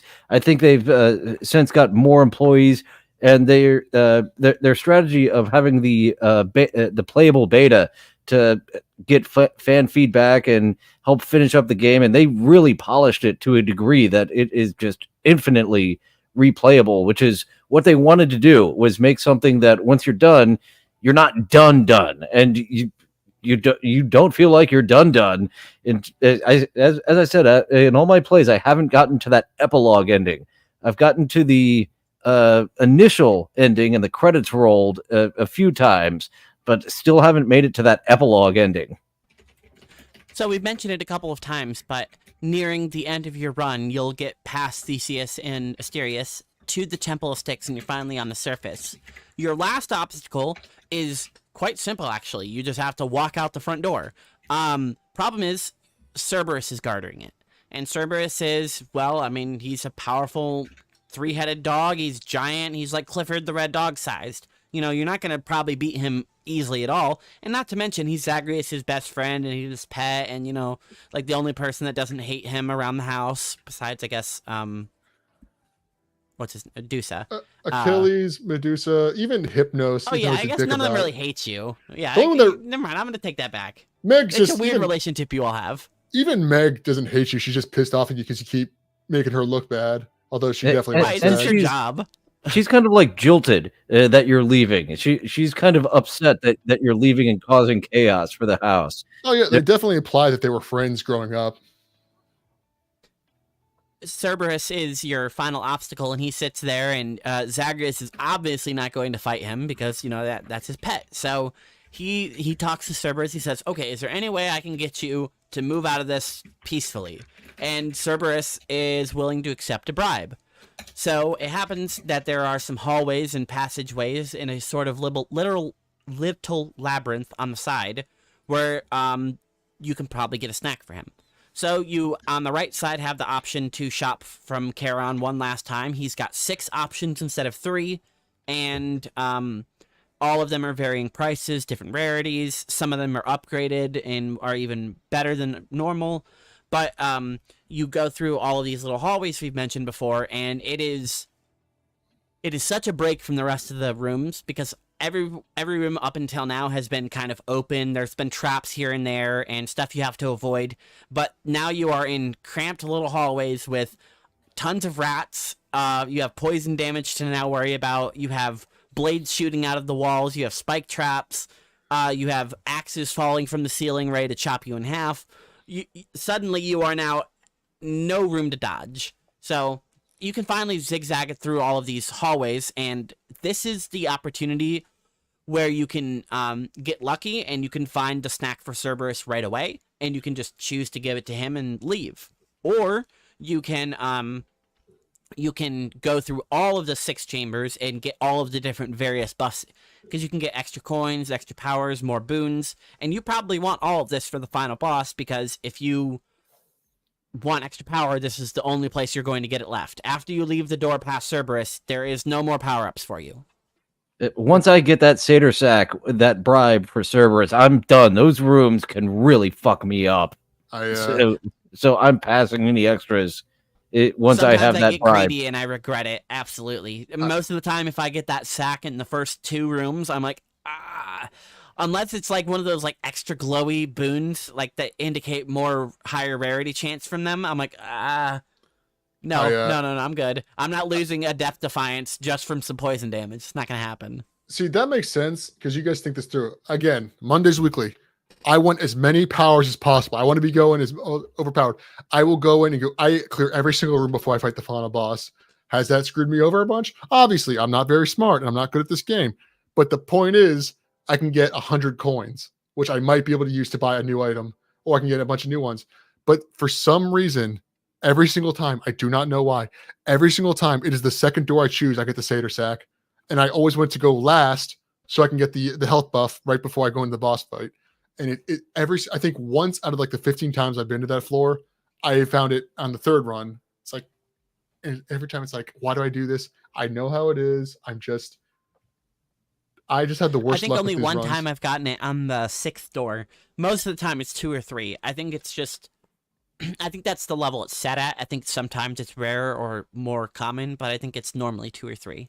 See, that makes Only sense. one time here as well. I got on the last door, and there is 2 doors marked that there is a little mini boss battle. So those I avoid. And I am so happy that the vast majority of the time when I do go to those final 2 doors with the boss battle, that no boss, Satyr Sack. Yeah, the boss rooms are. There's one boss, and the other ones are usually just a giant version of one of the enemies on that floor. That is actually a good point. I was gonna say there's a couple of bosses, but the only actual boss of this floor is the tiny vermin, which is just a little rat, but he's got like incredible movement. He's got big powers. He's got like darkness emanating from him. He's kind of like a joke enemy, but the game throws it at you very seriously, even though it's a joke. Yeah, it's not a particularly tough boss, but the gimmick is that he summons a bunch of other rats to attack you. So, and then he can dig underground, so you can just become invulnerable for a few seconds at a time. Which, depending on when you use your call, that can really piss you off because you wasted your ultimate, and he's underground, so you can't hit him. Yeah, and it's not like your ultimate comes up very often because, unlike other games with an ultimate system, you can only use it per room. So after you clear a room, your entire like super gauge depletes. So if you don't use your super in that encounter, if you had it, you won't be able to use it for the next one. You can't bank it. But then again, you can also make runs that specifically built around using your super. I got one where I had one that I got one a boon that increases how much the speed of which your boon increases when you deal damage. One that just passively increases it over time, and one that increases it when I take damage. So by the final boss, I could use my ultimate I think twice in the entire fight, or if not 3 times. And then there's one that your boon regenerates incredibly fast, like a notch per second. The downside is it reduces your meter down to 1, so you're just constantly using the basic one over and over again, but in like rapid succession, which is actually a lot better than it sounds. Depending on which character you have a boon for. Like, if it's Athena, that's the only one I want. I only need a block every couple of seconds. I believe I had Artemis, which doesn't sound great, but the nonstop homing arrows is pretty useful. Considering they're the highest critical chance out of, I think, any of her boons. It's 35 or 40%. Well, yeah, her whole gimmick is that she's all about criticals and your casts, which is, it doesn't sound good until you actually start testing it. And then I'm not a big fan of the randomizer ones, like, oh, a 12% chance for a critical hit. It's like, okay, that doesn't sound good. But then when you start doing it, especially if you have like the railgun or the bow, it's like, oh, that you're going to get it at least every 10 hits. Right. The chance doesn't seem that low, but it all adds up. So once you finally cleared the Temple of Styx, you leave and you take your first steps onto the surface. Or I guess if you've done this multiple times, you're back on the surface. You walk out the door and you're on the top of a mountain. It's nice and cold, and you take a few steps, and on the other side of it's not really a courtyard, it's just kind of a clearing. You see good old Dad. He is the final obstacle. You thought it was Cerberus, the big guard dog that you were worried that you're gonna have to fight. Nope, it's actually your dad. No, you're not fighting your dog. It's fucked up. Well, they mentioned that he's the last obstacle, but Never Hades, s- your dad, finally takes this threat of you leaving seriously because you had made it all the way through the Temple of Styx, and he has reports that now Cerberus is back and, well, clearly not dead, so I yeah, guess it's you like made it out. none of his work, none of his, I guess, employee. Technically, Hades is run like a business, which is bizarre. The underworld's run like a Right. business. Like none of his employees or his workers can stop you. It's like, so I got nothing else. I'm going to throw myself at in this one. I have to deal with this one myself, literally. And he's got two phases that are punishing phases. I'm so happy that there wasn't a third phase because I use so many death defiances just on those first two phases. Well, the only two phases. hmm The first couple times I fought him, I had to have Skelly's charm with me because I needed that extra death defiance. I just wasn't good enough. I wasn't strong enough yet. Now I can kind of fight him with anything I have as long as I don't have a bad build, because Sometimes I still enough have a innate death power. defiance left, but he will always take at least one of my death defiances. I am not good enough to dodge him and use 0 death defiances on that last boss. Unless I have a really broken build, most of the time I die at least once or twice to him. So I have to know going into the fight that I at least have one death defiance, because if I have none, unless I have a build that I can do damage while running and not attacking, I'm there's no way I'm gonna beat him. It's I consider it more of a negligible boon in the game, but one of the best ones, in my opinion, is the one you get from Ares. That when you die and use a death defiance for the rest of that room, you have like increased health and defense, which doesn't sound That's very really good. good for bosses. It's specifically good for Hades because it's a 2-part boss fight, and he's got the most health in the game. So that carries over the entire boss fight. So there are times where it's like I'm down to like I have like minimal health before the boss. I'm like I'm not going to dodge as aggressively as I usually do. Sometimes like there's ones I think I had one that had like 12 health. And like any hit he's gonna get me with is I'm not gonna let him hit me, but it's like I'm gonna focus on dealing damage. Oh, took that. Guess what? I came back and I'm like 50% stronger now. It was worth the payoff or the trade in my opinion. Yeah, my first couple of beats against Hades, that Ares buff really paid off because I knew, okay, I'm gonna die at least once, so no matter what, I'm gonna have this buff. So it's whatever percentage is on the screen, just assume that's always on, because as soon as I start fighting Hades, I'm gonna die. I think I've beaten him once without dying, but like I got real lucky. I was just spamming my call nonstop. Oh, the As auto call. When the call auto fills up, that is such a useful one. I think Hermes gives you that one, and it's really good. Yeah, where it just automatically starts filling up.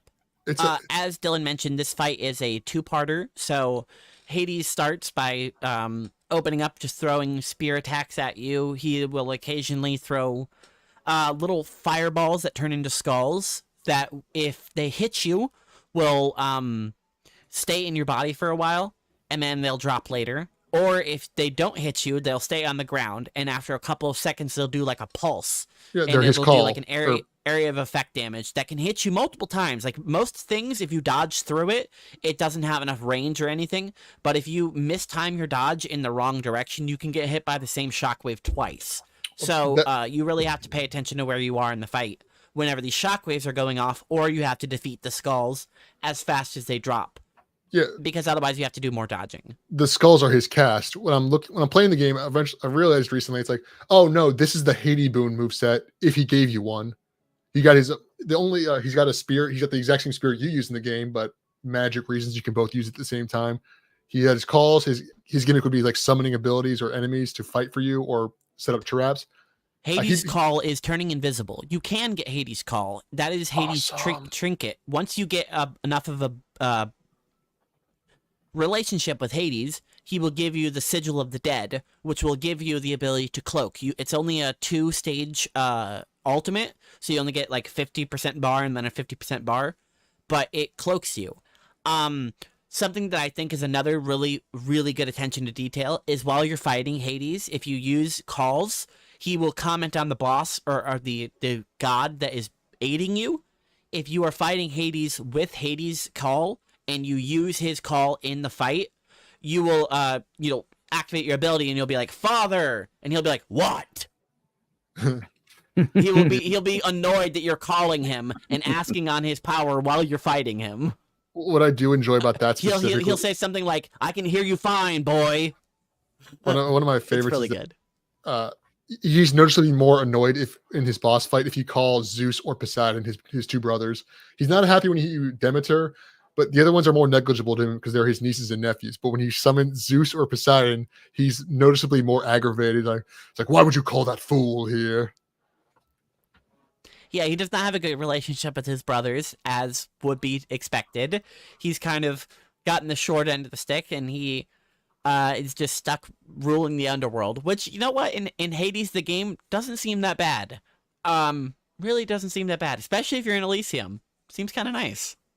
Sisyphus is the other one who is doing all right with his time in the underworld, along with Eurydice. They're both chugging along okay.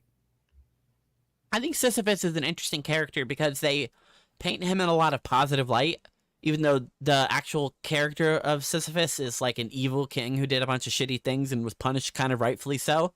Mhm. But he's been in Hades, the game. He's been in his situation for so long that he's now kind of has a cheery demeanor, and he's kind of just nice to everybody that comes by. And he's just like, well, you know, I did some bad things in life. Now this is what I do.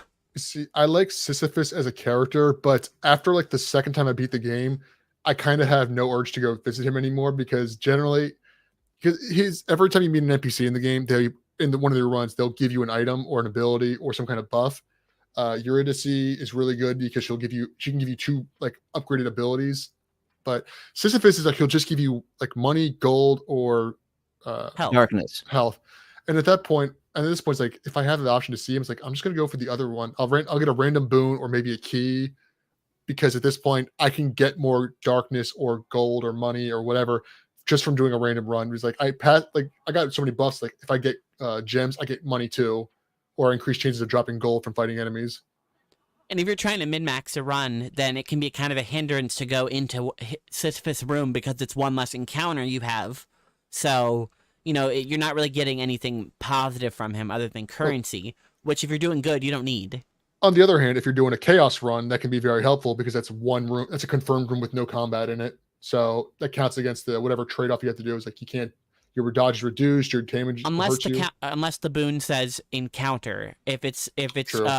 clear rooms with this, then it'll work. But if it says clear encounters, then it has to be a room with enemies. Okay, yeah, it's a good point there.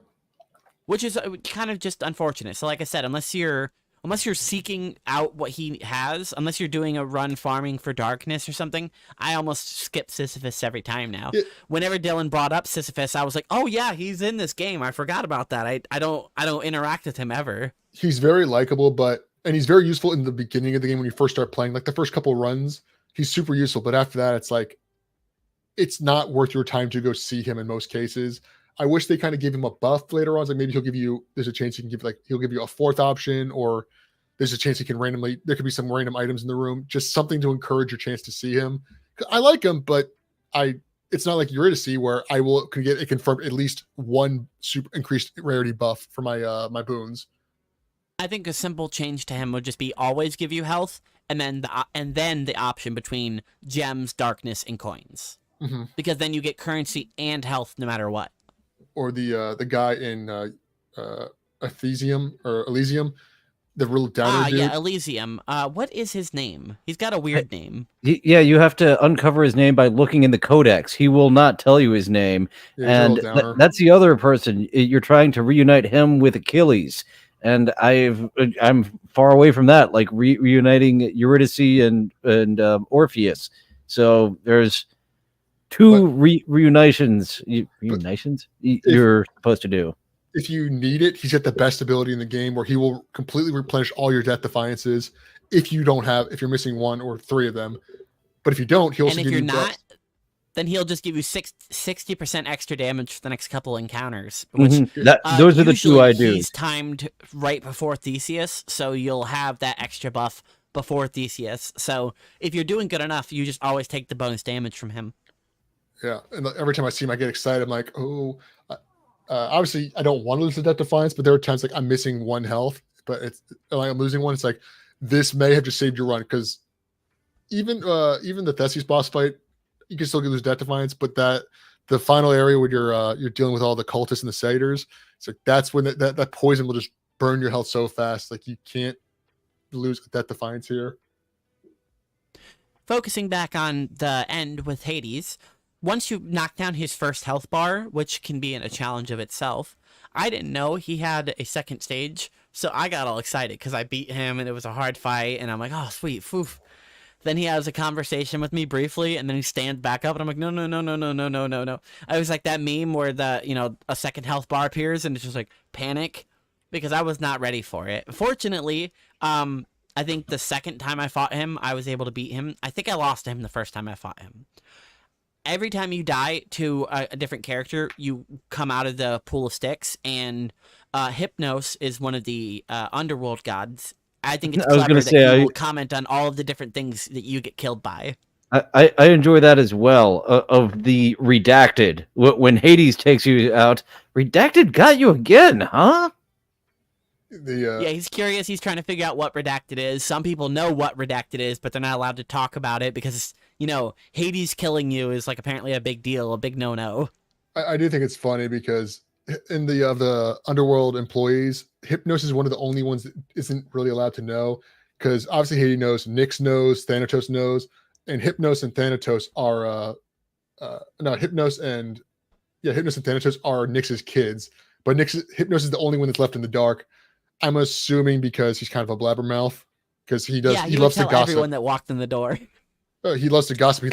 That's another reason. It's like, I like him, but he pisses me off because he kind of mocks you every time you die. He's like, oh, I can't believe you died from a skeleton. It's like, those guys are pretty low level, aren't they? He's like, motherfucker, you weren't there. All right. You don't get how big of a pain in the ass 30 skeletons at once can be.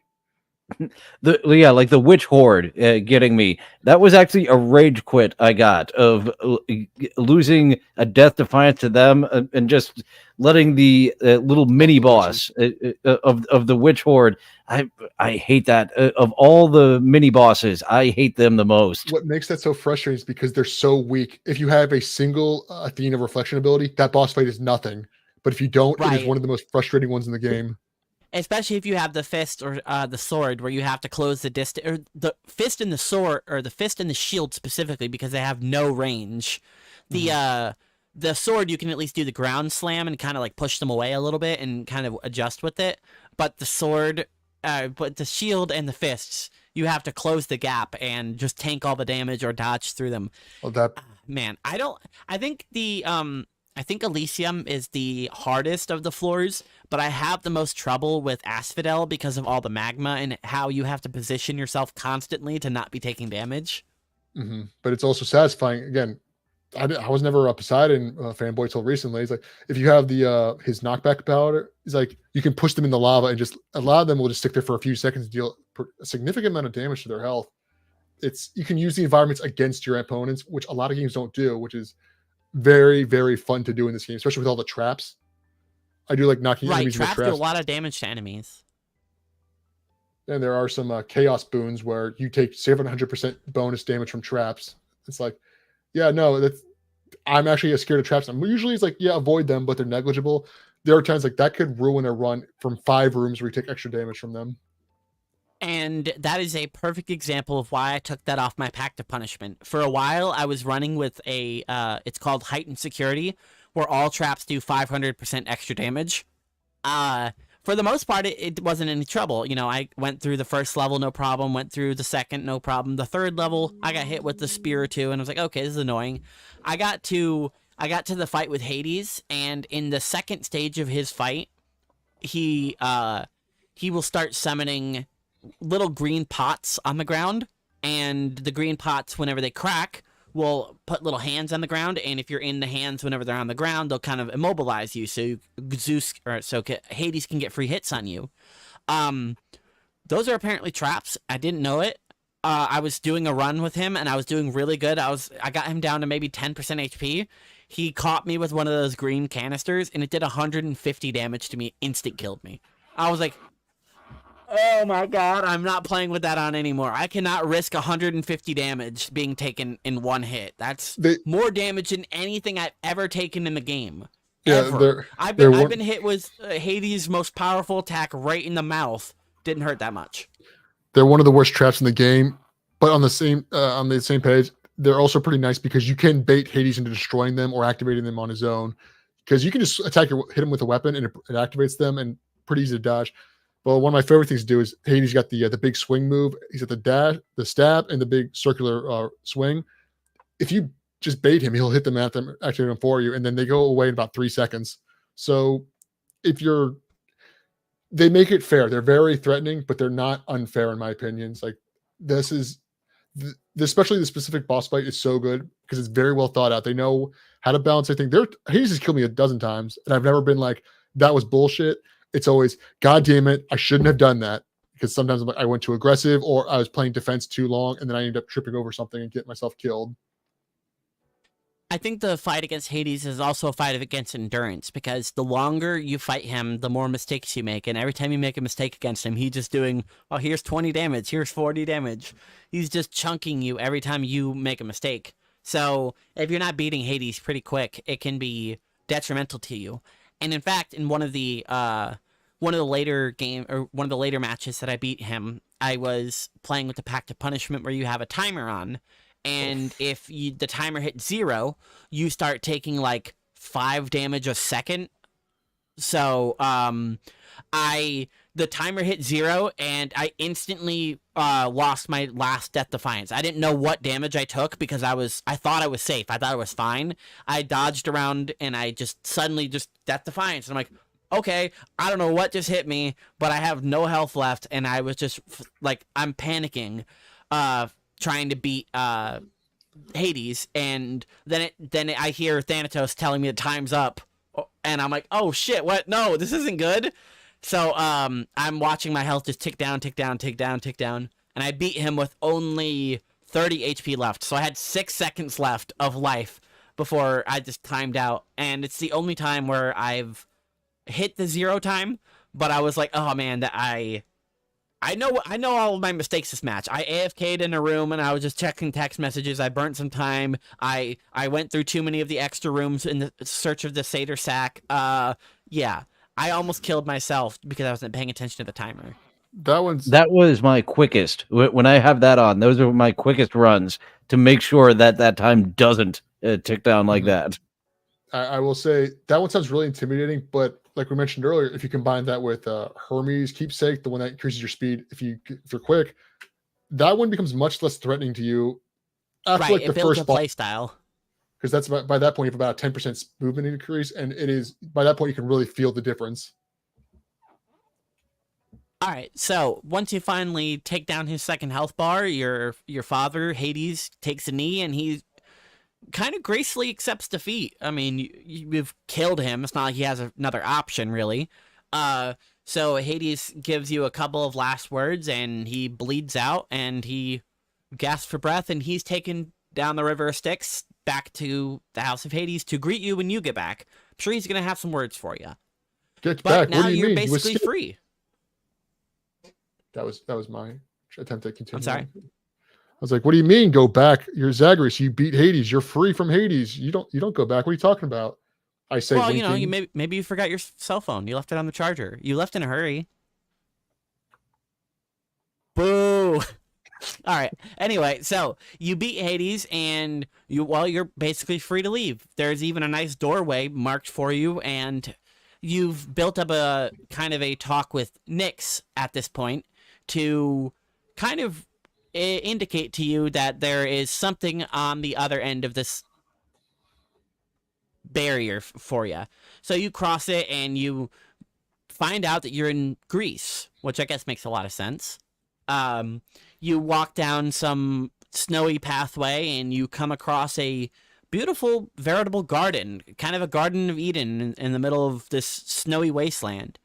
And the big reveal here is that the entire time it's been your mom here, Persephone, the wife of Lord Hades, and, well, your mom.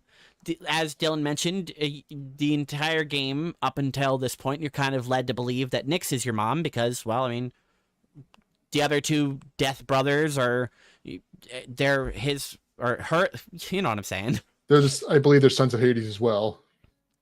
It's implied too, not necessarily confirmed, but it is heavily implied. They have his skin color, and they have a lot of his demeanor.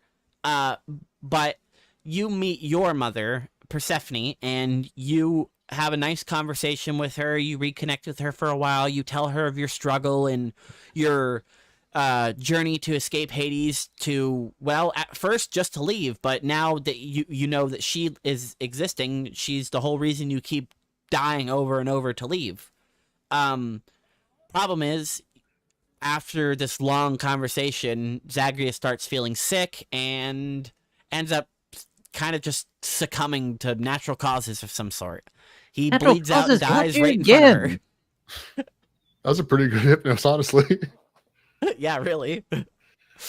So you get back to the House of Hades, unfortunately, because you died, and now you are reinvigorated because you have to get out of there again. You confirmed that your mother is real, and your life is a lie, and everything you've been doing is worth it, and there's a real purpose to get out of there. So this is where the game really starts, is after your first defeat of Hades.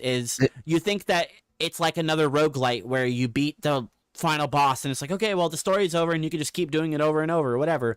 Nope, Hades, like I said, the whole story is built on you dying over and over and over. Even when you beat the game, you will eventually die because Zagreus can't live on the surface. He's got kind of a curse. He's tied to the underworld. He is cursed to be unable to live on the surface for more than a short conversation with his mother. So yeah, it's implied he gets like maybe 2 or 3 hours before he dies.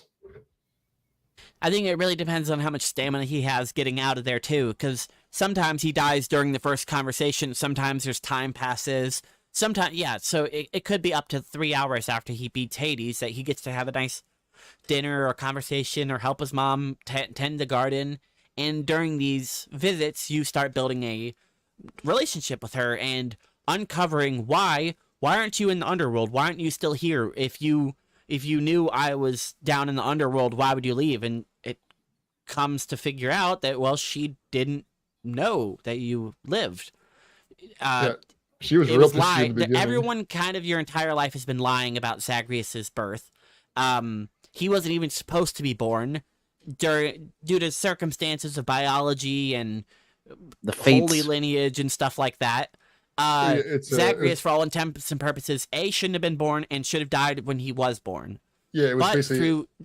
Go ahead. It was an Olympian god having a kid with an underworld god. It's like that's kind of like life and death meetings. Like, yeah, Zagreus shouldn't really work. It's implied that Hades himself makes a deal with the fates to bring Zagreus back to life. And as anyone that knows anything about Greek mythology, the fates really don't like bringing people back to life. They don't really do that. Their job is to kill people. So as you go on, it's like, why did this happen? And what did you have to do to bring me back? Because that's a pretty tall order, even for one of the 3 big gods. And this is where the real story comes in, is Zagreus now trying to find out, who am I?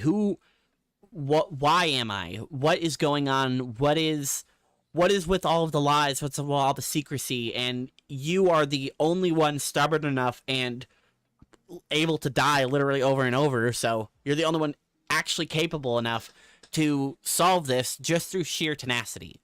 So, as Dylan and I mentioned, you have to beat Hades a total of 10 times to get the credits to roll, to get the ending where you resolve the issue with your mom, kind of. To get the quote-unquote game finished. Yeah. The story, though, goes on way longer, as we've mentioned. Once you roll the credits, Mom and you get a new Eurydice song. Yeah, there's a nice duet song of them singing about the Furies and stuff like that. It's a really good song. There's a lot of good music in this, vocals too. So the epilogue, as you mentioned, I haven't been keeping up with my nectar. Is the nectar appears to be tied to wrapping up the epilogue portion as your relationship evolves and changes with a lot of people, a lot of the other gods. Well, not up in all of the Olympus gods. They're being kept in the dark, and now you're trying to hatch a plan to appease them because they're going to be pissed. They've been lied to. That's one of my favorite parts about the game, is that the boons you get messages from the gods. they're messages. They're just recordings. It's like they can't talk to you and you can't talk to them. So the entire game, they think they're helping you escape Hades. Like, so it's like, oh man, you're a god. You should come up here and hang out with us. Because they want to hang out with the underworld gods, but the underworld gods want nothing to do with them. So they're like, oh, a new god? We never knew this. Let's come up and hang out with us. And the entire game, Zagreus is lying to them. And everyone's like, you think it's a good idea to piss off every other god except like the 5 that only sort of hate you? It's like you're gonna have all the most powerful gods want you dead, because again they show early on with the duos they are petty. If you choose someone above them, they get angry and start trying to kill you. Imagine what they're going to do when they find out you've been lying to them for months. Right. So that is where the epilogue story after the credits roll is. Now you're trying to solve the drama between the underworld gods and the Olympian gods and the scheme of lies that has been going between them and everybody using everybody. So it's a very fine line that you're trying to weave as you are constantly fighting your way out of the underworld and challenging yourself to bigger and bigger heights. So I think this and it's game fun how they how they tie in your escapes. It's once the ending kind of evolves the reason you're escaping. As Mondays hasn't hit that yet, we are talking around that, but it's fun, the little spin of the change of the reason that you're escaping. Yeah, I told you, if you guys want to talk about it, feel free. I'll just mute myself, and you guys give me a big old thumbs up when you're done talking in-game spoilers. I want to make this clear to everyone listening. I was supposed to finish this game this week, but then my sound mixer broke, shit the bed on me last second, and it's like, oh, I have no mic and I have no audio on my PC now. I got it in about 1 hour before this podcast started, and these two were so gracious enough to let me push the show back a little bit so I could set everything up. So again, thank you very much, you guys. You're great. Well, thank you for coming. We really appreciated it. It was nice to, initially, Dylan and I were just going to come back with this episode and just play it and talk about it ourselves. But so it's really nice to have a guest come on and kind of, break it up, increase the flow. Things are always nicer with a third mic. And I'm good at being a third mic. I'm like the funniest guy in Ohio or whatever. That was a hack joke. Ignore it. Cut it out. Going to cut this one out. Cut Future that Andy, part out. So normally we end this episode by talking about 2 segments. One, is there anything you would really change about this game? It's so addicting. I can't imagine how I could polish it even more than it is, other than a fourth area to go through. That's kind of what I thought of, like, if they have a DLC to have a fourth area. Well, I guess 5th area to go through, because Styx is our 4th. So that's the only thing. More of it. One more world to go through is the only thing I could think of. That would be cool to add after you hit the end credits. Is like, okay, because after you beat the Hades the first time, you get Demeter, a brand new god, which I always thought was weird that you only get the one god the one time. But it's like, okay, after you hit the epilogue or the end credits, like maybe they give you a new world or like an alternate route you can take with like a new map. It's like, that'd be kind of fun. The one thing I would have to critique, which I mentioned earlier, is I hate Elysium. I hate it. It's aesthetically the coolest area, and I like a lot of the gimmicks there. But that's when they start using armor on like the majority of enemies, and then they get the warriors who can regenerate themselves into full health. I understand that. I find it the most frustrating, but it is very rewarding once you're able to make it work much more often. I absolutely get that. Elysium is very frustrating, but the learning curve is there, and you can get more of a mastery as you keep on going. The thing is, I'm not even asking to remove them, because I think that'd be lame if it was just another level. I'm just saying, reduce the use of armor and the clone warriors just by like maybe 20%. Make them both less frequent, because then it's less of a slog to get through there. And then also, I hate the butterflies.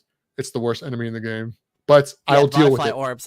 I will always go after them first. They are the worst. Well, they annoy the shit out of me too. My favorite is if I have the shield with Zeus's lightning on the special, I just keep throwing it. So like, you don't deal much damage, but to those of you who don't know, the butterfly orbs, they have 2 abilities. One, they constantly stream these tracking butterflies that don't do a whole lot of damage, but they constantly just keep hitting you. But there's a And then shitload of them. Yeah. and if you do the mini boss version of them, they endlessly spawn the orbs that will eventually turn into full soldiers. I think there's a cap of like 11 of them or something. You get a good number of them. So if I have Zeus's lightning and then the chain lightning and then the shields, like I can just keep hitting the orb and I'll just keep bouncing off them so they can't spawn. And it's satisfying because I ruin everything that they exist for my own pettiness. For me, I think the only thing I would change or add is I wish there was, like other roguelites, some of the levels had 2 different bosses you could fight. Like, it'd be nice if the Fury Sisters, instead of just being one of the 3 Fury Sisters, it was the Fury Sisters or this guy. And then for the second stage, it was Lerny or this guy. And, then for the yeah, it's last always one- Lerny. So sometimes his heads have different abilities Yeah, when it's they one of come 3 up in the abilities per interim, head. but it is always Lerny, where you do get some variety with the fates of Meg and the other sisters. So I think that's the only thing I would change is just ask for extra bosses, because I think there's enough levels. I think there's enough enemy variety. Every time okay, no matter what this run, I'm gonna fight the Bone Hydra. Mhm. I don't love the Bone Hydra. I think your guys' criticisms could be actually combined into one. This is kind of a poll. I don't know if either of you have ever played Persona 3, because there's something like that I don't think it's in the base version, but in Persona 3 Portable, the whole point of the game is that you're climbing a tower constantly in an RPG to get to the top. Obviously, that's how towers work. But in Persona 3 Portable, they added an alternate pathway, which it might be in the base game. I never played it. I was poor as a 8-year-old. But there was another pathway. Instead of climbing up the tower, there's a staircase that lets you go down. That there's a super secret hidden boss down there that was tougher than the final boss. And all the enemies are significantly tougher. And it's in a whole new area in the game. It's like, that'd be kind of cool. It's like, okay, maybe they find a secret pathway. There's some kind of thing secret in the bottom of Hades. You thought that where you guys live is the bottom. It's like, no, there's something further down. That'd be kind of fun, but that'd also have to be DLC or an update for a game that they're essentially done with. Right? Yeah. Yeah, So if we want more, they're then we on to just have developing Hades for that. 2. So you gave me the idea of what that could be, of an actual under lava level of going back through the river Styx with underwater creatures. Imagine That could, combining R2. That's what the extra could have been. Is I'm the just hearing me under out. You do all this, you have to go through a secret pathway to get to a secret level. The final boss of that secret area is Nyx. Ooh, yeah. That That'd would be- make sense, especially being that into the darkness and stuff. Yeah, she would have a lot of moves that's similar to like Thanatos, Hades himself, and it's like and her own moveset. That would be fun. I was always bummed, like, really, you don't get a Nyx moveset? Although I guess Nyx is doing everything Nyx is pulling the most weight out of any character in that game. And I'm smug enough to say, no, you should give me some more. I want new powers. narratively, Yeah, right. Nyx is not doing anything to harm you whatsoever. But yeah, as a character, that would be fun to have a Nyx moveset that combines some of Thanatos, Hypnos, which makes you just rest for a period of time. Drowsy, she can turn invisible or maybe like not even turn you invisible. She blurs your vision for temporarily. So like it's like not that you can't see her, you can't see anything for a few seconds. Ooh, yeah. Always fun to theorize about things, but the last segment we always talk about is, what was your favorite part of Hades? That is a tough question. I want to say mine is really simple. It's the relationship that builds between Asterius and Theseus and slowly crumbles and then rebuilds as they have their spout between them. I think that's my favorite part of the whole game. It's a total side story, but it is so real, of 2 friends being like, look, dude, you're being too emotional right now, and I think you need to do some reflecting. Mm-hmm. There's so much good about this game. It's difficult. But if I have to say my favorite thing is specifically a moment. This was years ago because I've been replaying the game. Because I played the game a long time ago. I got pretty far, but I dropped it. And I was like, I'll start streaming it. So I'll start from the beginning. The first time I played it was long before Mondays Weekly ever existed, is the moment where I hit when I thought I beat Hades, and that second boss, that meter kicks in. And specifically, That's exciting. But it's when the second level theme song comes up. That is the best song in the game, in my opinion. With the heavy guitar, it's almost Doom like, but it's just like another rendition of like the theme song. And it kicks in, and it's the only boss that has 2 health bars. A lot of games do that, and they kind of water it down. Hades is the only one, and it's satisfying every time because it's like, all right, when again the second half of the time you're playing through it, like after like the 4th run, it's like, all right, kids' gloves are off. We're at the tutorial level's over. Let's actually get to the fight. That's when he starts stomping you, and it's the most exciting part of the game. I guess think I, that's would really have good. to go with the variety. Having the different feels of play, even with the same weapon, depending on which hammer that you get to upgrade your level, your weapon. I think that's what I'd have to go with. The variety that keeps me coming back to have a different feel, even when you have the same aspect of the same weapon. You can have a different feel depending on what upgrades you get to keep you coming back again and again. It does not feel the same 2 times in a row because you've got the different boons, you've got the different builds. So I believe that would, and we did barely touch on the music. We touched on the voice acting, but the music also very well done. That's why I think this game is so brilliant. Even besides all the hard work and passion and quality and detail they put into it, it is the fact that it is nearly impossible to get the same run twice. You have to go out of your way to try to recreate a run if you wanted to.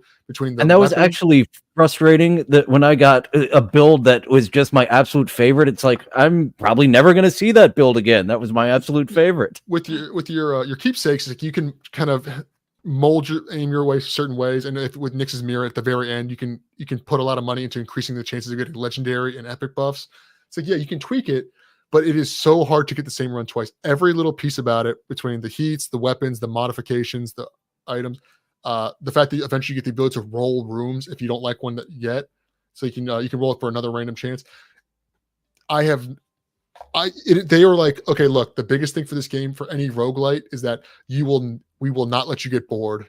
So you can get bored of the game. You will not get bored of playing this game if you like it. Yeah, that's absolutely true. I've just gotten to the point where I'm like, okay, I'm done playing right now. Not because I'm bored, not because I'm mad at it, nothing like that. Just because I've had enough of this right now, and I need to go do something else. Sometimes just physically, my hands are hurting from all the movements I've been doing to dodge the Elysium bosses, Theseus, and staying out of their way of the throw and the rush into me. My hands sometimes physically hurt, and I have to put it down at that point. This is the last thing I'll pull up for clips right here. This is a setup of my mouse. The game recommends you play with a controller instead of the mouse and keyboard, but I have remapped most of the buttons on my mouse to be other things. So I have my cast for right click. I have my special as mouse button 3. I have call as my DPI switcher.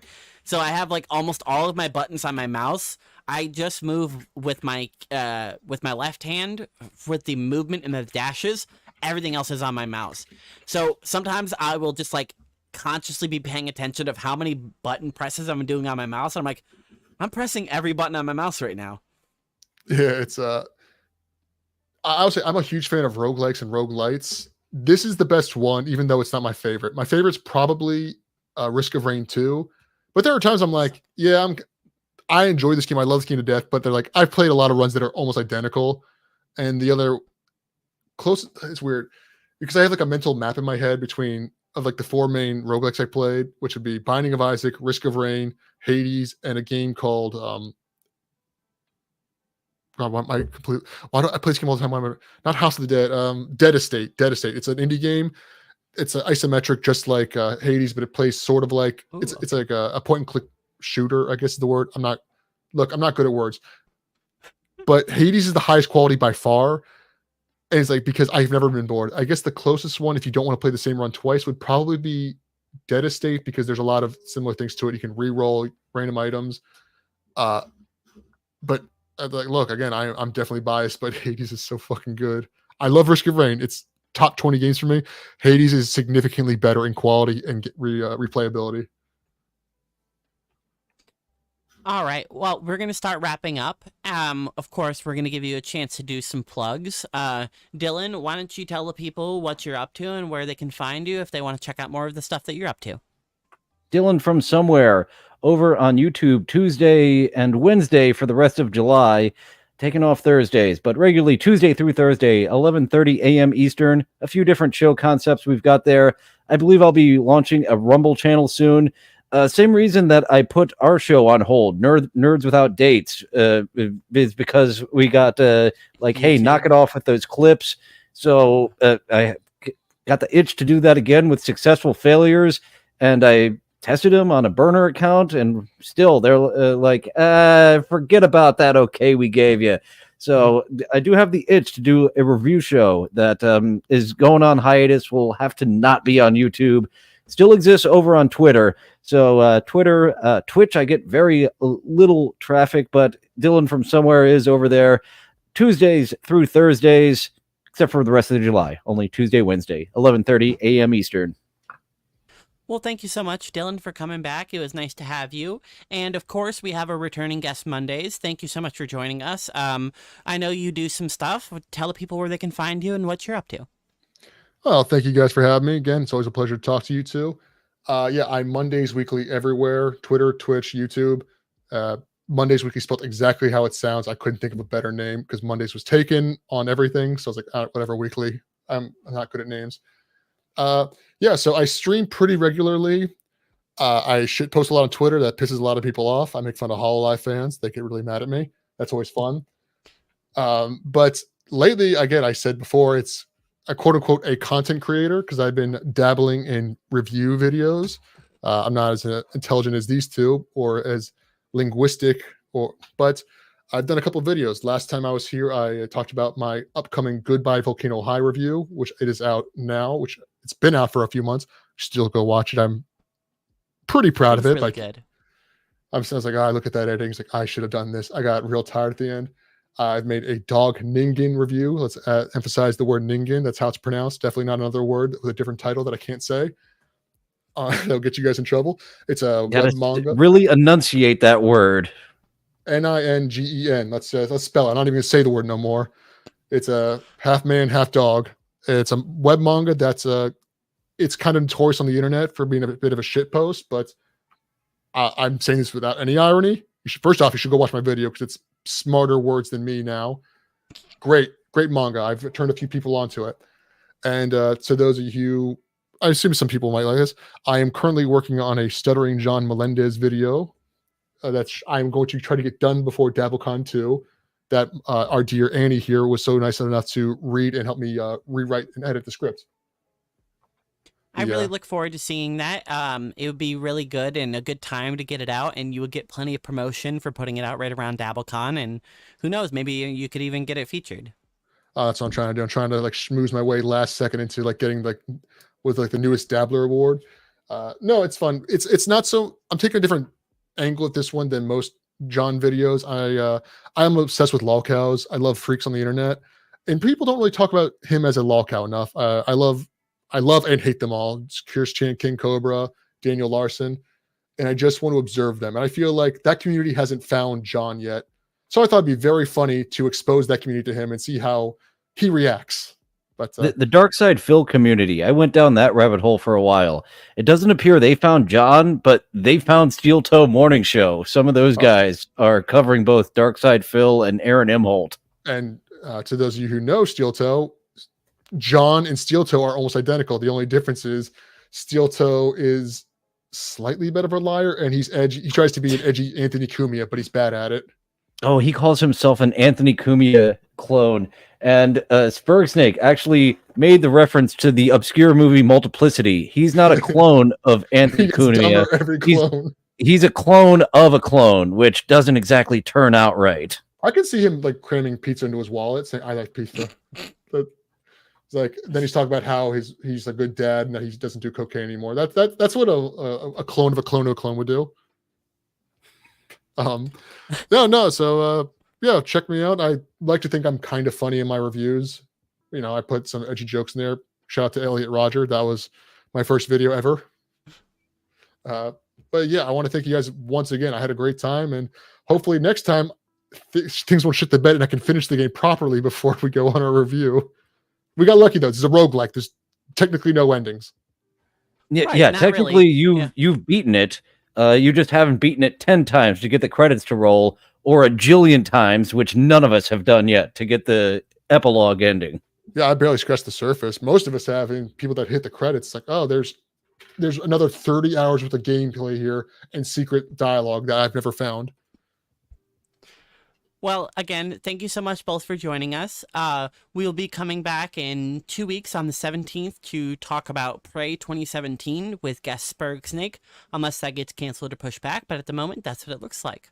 That's another Until great game. then, thank you so much, everyone, for joining us. Until then, we'll see you next time.